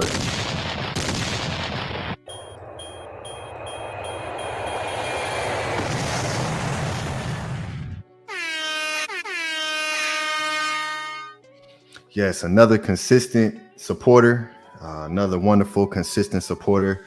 Shout out to you, Eric G. We look forward to receiving that message, and for all you great supporters of wanting to take your support to the next level and becoming members of the teachings of Maat, because we are expanding, we are growing. And as time continues to evolve, let's just say that this is something that you want to be a part of. And we appreciate everyone who's here, who supports, and who has made that step to become members. Tua, so just take that to the next level. Keep evolving, keep growing. And hop on this UAP with us as we traverse these realities here. Shout out to Menkhu. All right, next we have the great brother Jason Kirkland, who sends 572. Nefer class Menkhu Ma'at Hinu to you and the panel.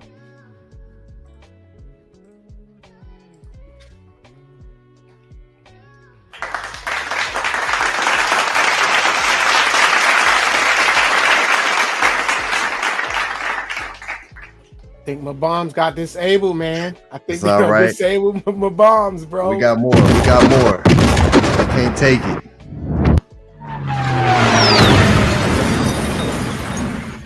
Yeah, they done disabled my bombs, bro. I gotta go reload. All right. Shout out to you, Jay Kirkland, for your support. Another excellent, wonderful supporter who has been consistent. So peace and love to you and your wonderful tones that you always bring forth, the Nefer Nub energy. Shout out to you, Jay Kirkland. All right. And next we have Primordial Thought 9, who sends $10. He says, Tua Menkhu with the Hinu fist.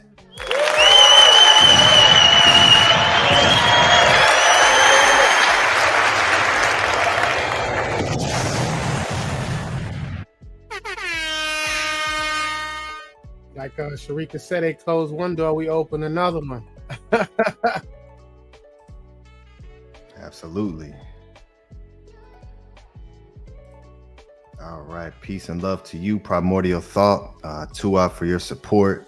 As always, the great moderator of the teachings of Maat, Primordial Thought 9. So shout out to you, great brother, and the work that you do and the position and the role that you play here as an active member of the TOM. Another great brother who asked some wonderful questions in the Tehuti pod class. He asked some wonderful questions. So shout out to you for that. We looking forward to you getting up here, Primordial. I need an extra week. Next, we have Big Vapes, the talent show winner of tonight's first talent show.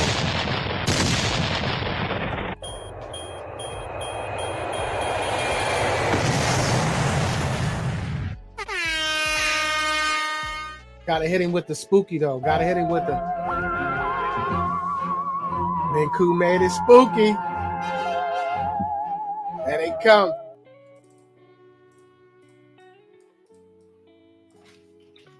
Yeah, shout out to you, great brother Big Vapes, who very graciously took his earnings and his winnings and decided to split that with the other wonderful contestant, SHARIKA.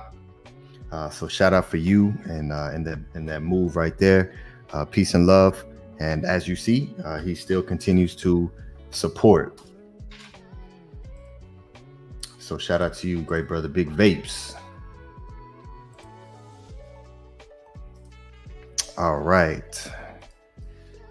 Next we have the wonderful sister Menkhu Ara Meri, who sent $17 with alien heads fire presentation.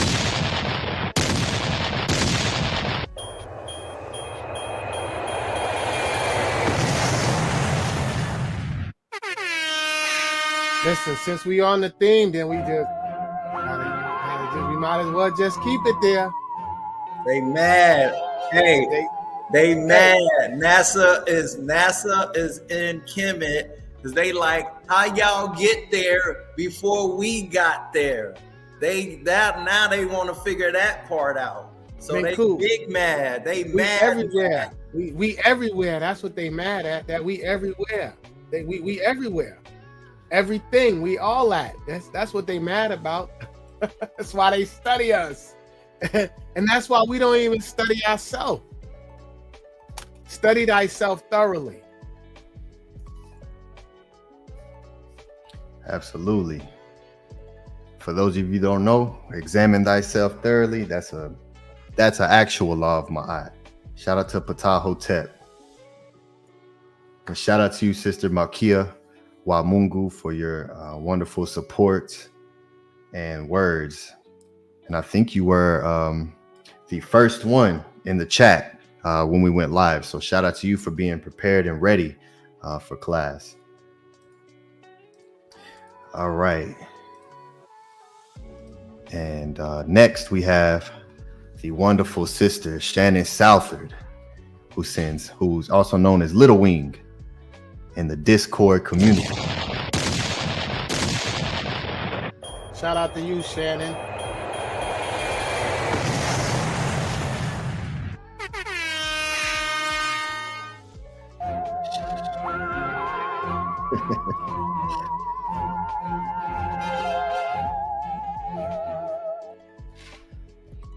She sends 555 for support for all the hard work, with the eyes and some stars in between the eyes. Shout out to you, sister, for that, for your support. It's always well received. Tua for your energy. And I look forward to your thoughts on the great sister SHARIKA and the brother Big Vapes, what they brought forth during the talent show, and hearing your thoughts on that, because they did absolutely wonderful. Definitely have some wonderful writers in the TOM. Definitely, and I definitely want to hear that again, SHARIKA. You got to run that back because I love the tones. And shout out to you, Shannon. I heard you say a few months ago that you were gonna get a name from Saba. I want to know how that's going. What we looking like on that? So shout out to you.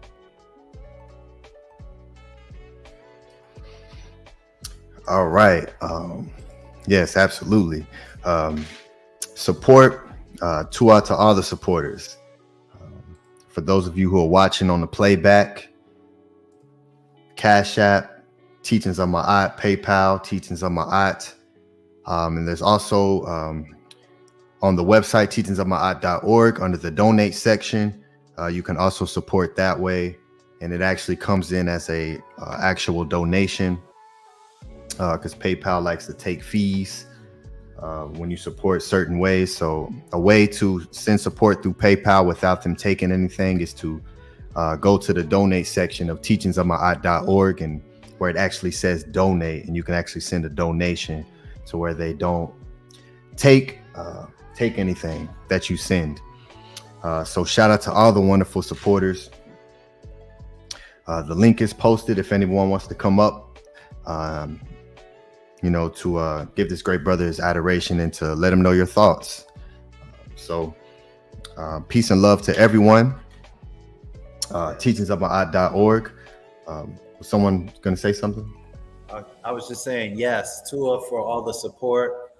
We appreciate the chat so very much. We really love your attention. I'm sorry. No, you good, brother. And just touching on what you said about us appreciating our gifts. I really do appreciate my gifts. This was a gift that Ani gave to me when I received my REN. He gave one to me and one to Saba. And I carry this with me everywhere I go, Ani. It's been to Mexico. It's been to the beach several times. It's been everywhere since you given it to me. And when you gave it to me, Sister Shannon had turned it into a sistrum, but the copper, the wires, it came off, sister. But as you can see, I still got a little piece of the copper on there that you put on there. I appreciate my gifts, and that's the thing. We got to start valuing what's real and what's not, because this is an excellent, excellent, beautiful gift, and it means so much to me. I actually, really, I really, everywhere I go, I sleep with it under my pillow. It's under my pillow with my Per M Haru, and I really do take it with me everywhere. And I really appreciate this gift that all of you are, and I appreciate my good brother Ahati for introducing us to the gift that is our teacher, to our excellent, wonderful gift that's our teacher. And that's the thing about it. We have to start valuing what's real, and we have to start putting real value on things that are important. And this is important to me because I understand what it means. I know what it means. And I just want to say I appreciate you guys, and I appreciate my teacher. I appreciate my aunt. And when I say I don't know what's going on, like I said, I'm unlearning and relearning. So when I'm talking about I don't know what's going on, I'm just trying to get rid of the lie and learn the truth. And the truth, they hide it. And that's why we have to investigate and we have to dig for the truth. And I was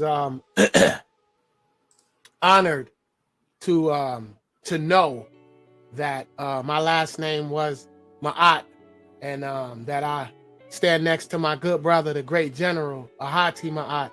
It's an honor, my brother. You guys have no idea.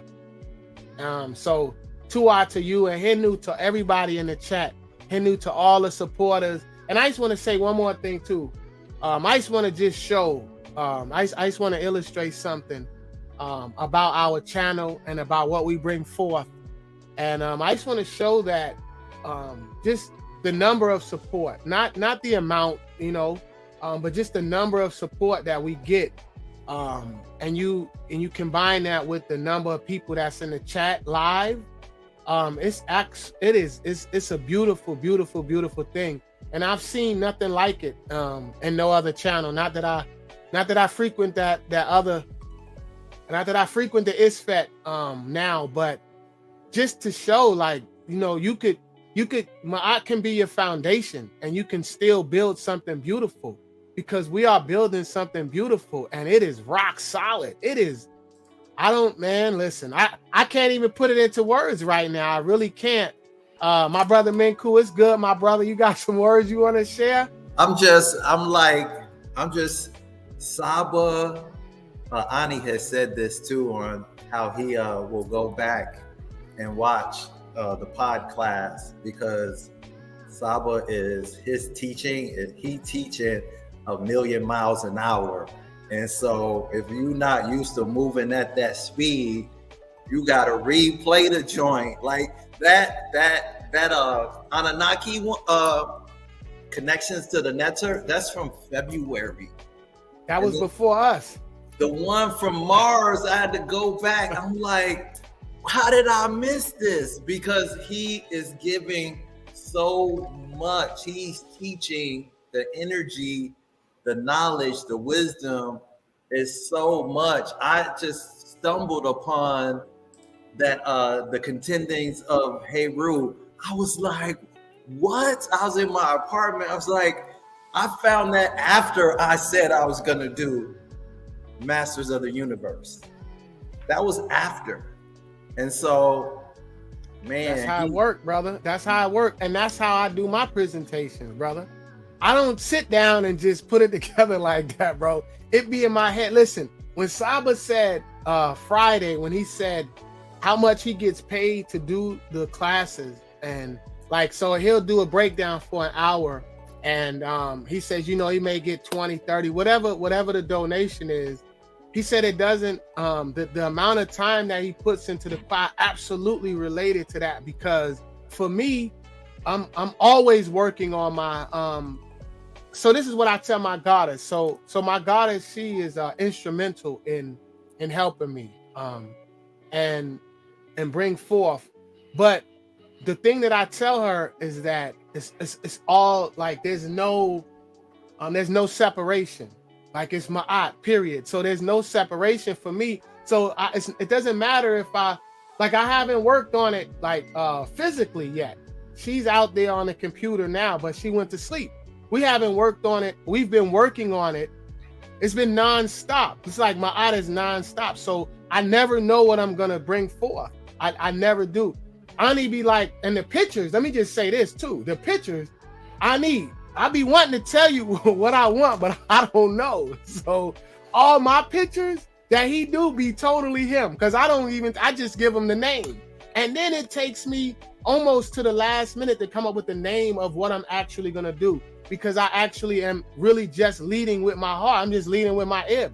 That's why I say I don't know what's going on, because I can't sit down and say, okay, I'm gonna research this, or I'm gonna do this, or I'm gonna do that. No, it comes to me like that, Menkhu. So when you said that came to you afterwards, that's how it works. This is how all my presentations come together.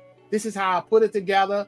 And my goddess be like, well, how does this fit and where does this go? I don't know. It's just, hey, this is what we doing. This is what, because there's no separation. And this is what I say to her. There's no separation, and Ma'at is everywhere. Ma'at is everywhere. It's all in my house.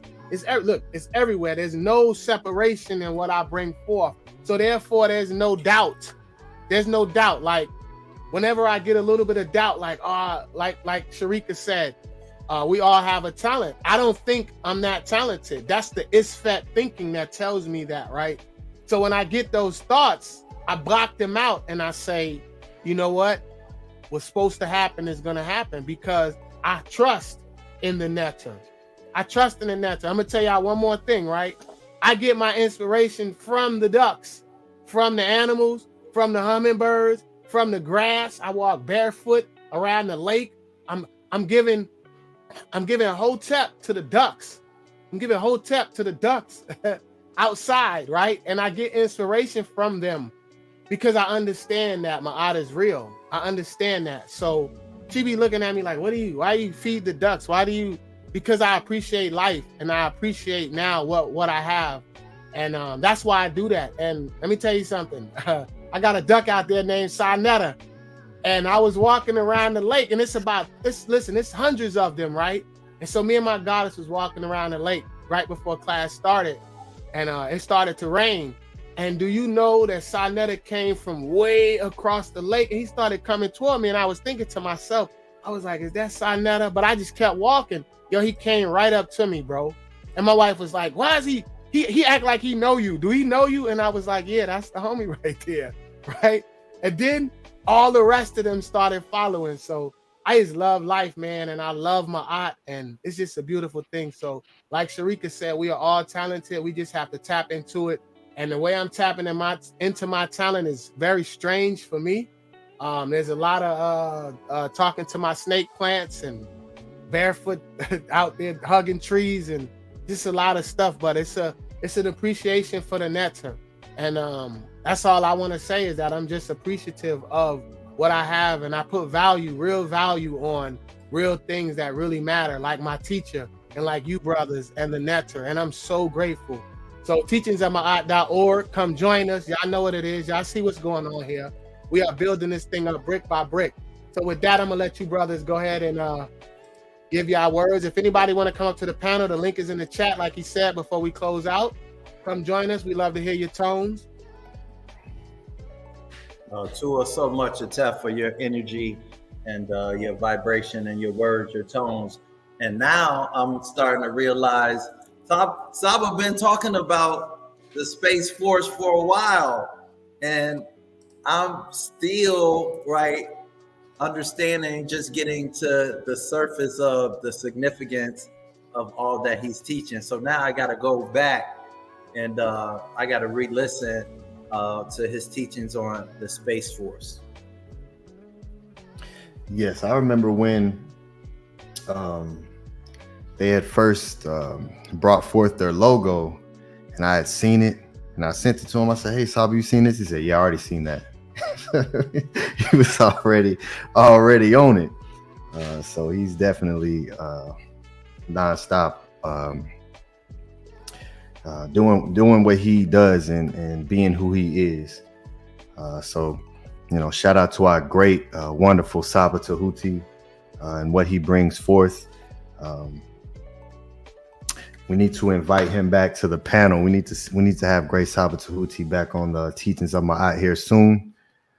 So go ahead and throw that out there now. Would love to have him back on here again. So once again, peace and love to all the great people in the chat, all the great viewers who are watching and absorbing all this wonderful information that we're bringing forth every single week in the unique ways that we do it. Each of us and our coup that we bring forth is very original on how we bring things forth. So this is literally, we are literally like the Mes Heru, the four sons of Heru, the four corners of the planet, supporting that which is above and below us. So this is wonderful. It's just so wonderful to be a part of something so magical. So join us, teachingsofma'at.org. Reach out to us. Shout out to the great brother, Eric G. I know he said earlier that he's going to reach out to us. He's been busy. That's great. It's great to know that you are busy. It's always great to be busy, having things to do. So whenever you're ready, we're here for you. And same for everyone else. Whenever you all are ready to make that next step, we are here. We will be here, continuously building, becoming stronger by the day. So peace and love. Shout out to everyone. And of course, with my closing arguments, or not arguments, but my closing statements, I'll say, Hotep Ma'at, wonderful presentation, brother Menkhu Ara Meri Maat. This is, you brought forth a lot of great, beautiful information and some thought-provoking content and information for people to really go deeper into. And that's a wonderful story, the contendants of Heru and Set. I know I was actually had a one-on-one with Saba to go deeper into some things in that story, and I probably have the only transliteration with the glyphs and the English of that story. It's so hard to, I had to go into a whole nother language and convert it. It was crazy to get the translate. You gotta show me that again, Ani. You gotta show me that again. Yeah. Oh, I want to see that. He showed me. Listen, when we went to get our rent, he showed me a great resource. You gotta show me that again, brother. I had it in my thing. I need a session. I gotta set up something with you, brother. I need it again. Yeah, we might need to have a session with just us. You know what I mean? Build on that. You might can show us Tuesday. It's real easy. You got to show me the link one more time in the website. Absolutely. You know, I got you, great brothers. So yes, peace and love to everyone. May you all have a wonderful, wonderful week. Metanetter Monday. If you're not a part of Metanetter Monday, reach out to the great Saba Tehuti. mysticaltelevision@gmail.com, 1:30 p.m. Pacific time, every single Monday. The classes are absolute fire. So much knowledge that he gives to us. be a part of this. It's there's nothing like it, and there will be nothing like it after it no longer is presently in existence. So be a part of this. We are making history as time moves forward. So just place yourself in it. Become a part of it. Tua, everyone, for your attention, because without your attention, then this never even existed. So may you all have a safe and wonderful week. And with that, I'll close and say Henu, Hotep Ma'at, peace and love. And I'll pass the mic. I just want to say one thing, Tua to the chat, and much respect and love to these brothers on the panel. Congratulations to Sharika and to Big Vapes. Thank you for your participation, your courage.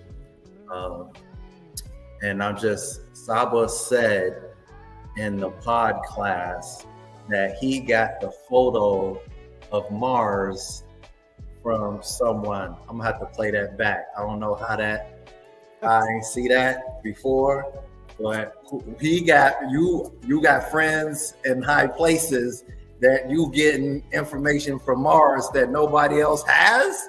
How you do that? So peace to our Saba master teacher, Tehuti. You are the light. And so it's a pleasure to be in this energy and to learn and grow and transform into this energy that we're in. And looking forward to Metanetter class tomorrow and what the universe has next for us.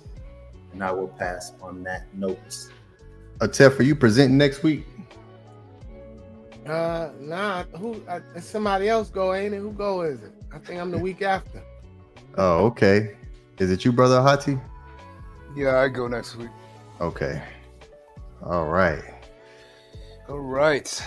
So Henu to the chat, Henu to the brothers on the panel, Henu to Robert Reyes. I saw your comment. And let's close it out. It's a long presentation. Right before you close it out, Atef, I do want to show this to show the proof of the winnings being sent out. So this was sent to, as you see, payment to Big Vapes. We sent $50 to him for Talent Show prize. Second half to Sharika. So there is Big Vapes prize that, and he also wanted to send it to Sharika. And so because she is in Canada, it transfers it over to the Canadian dollars, which is 63.67, which is 50 USD. So Talent Show prize via Big Vapes request. So this is the earnings being sent out. So you all know and see the proof that when we set something up, you see it being released immediately. So shout out to both of the participants and for your participation and your wonderful words. So shout out to everyone. Peace and love. To Ani for engineering and driving the spacecraft.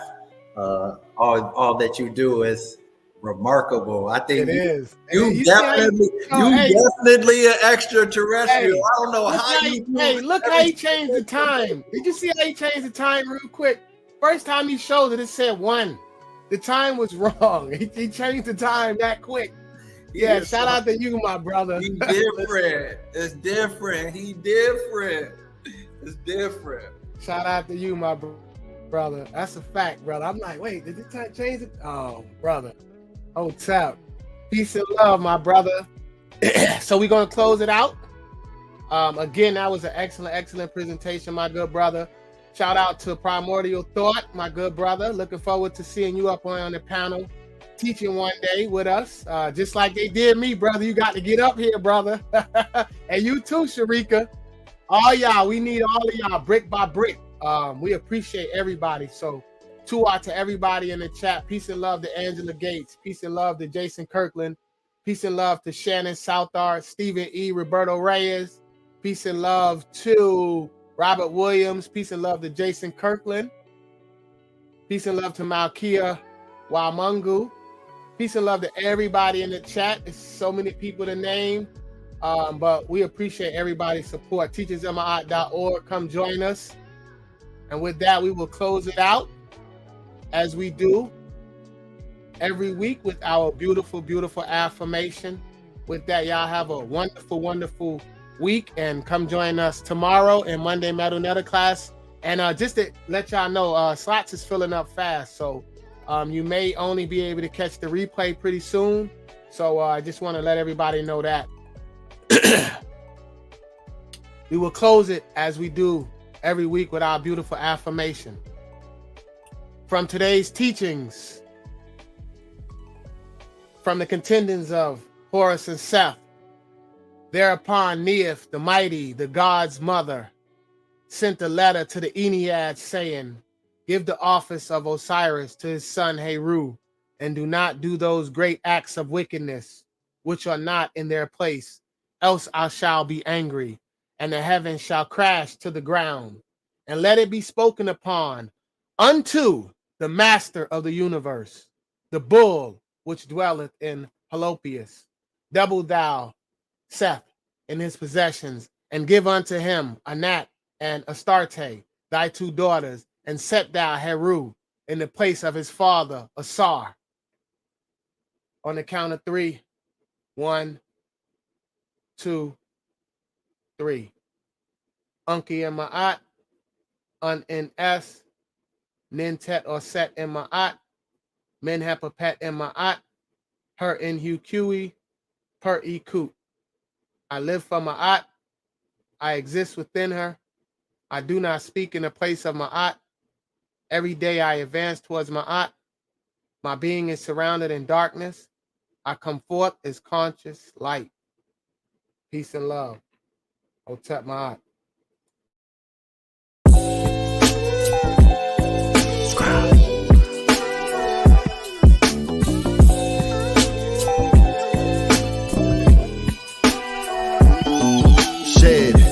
Closed my eyes, then I woke up back in my bed. I could see my room as clear as looking through a lens. See, I thought I was awake, so then I tried to move, but my body shocked me like I was plugged in a socket. I started panicking and scrambling within my mental. I thought I died and now my body, I'm forever locked in. I was screaming, help me, someone help me please. But there wasn't any sound making it through my teeth. I could see movement in motion, shadows gather around me. How could I close my eyes already closed? Eating alkaline at this time, fasting reads so shocking.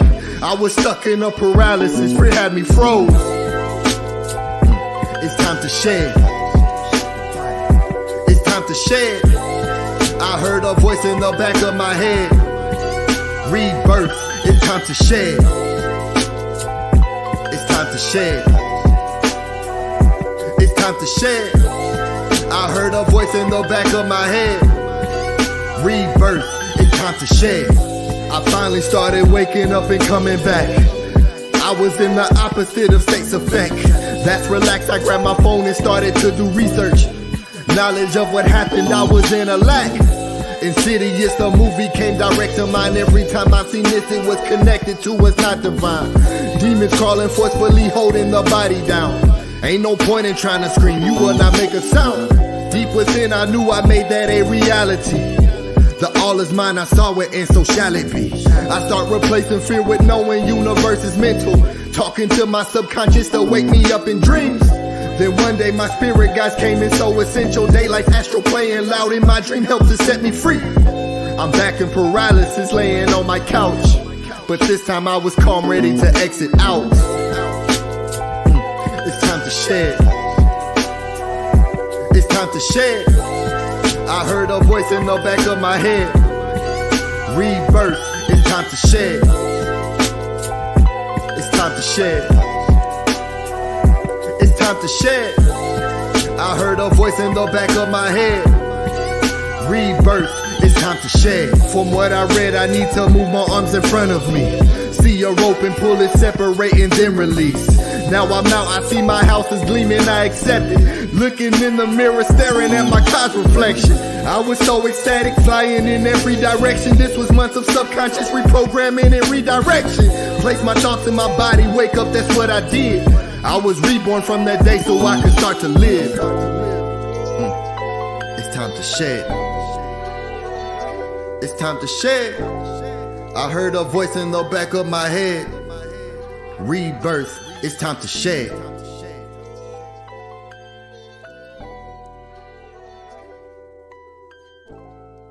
But I can only show you the door. You're the one that has to walk through it.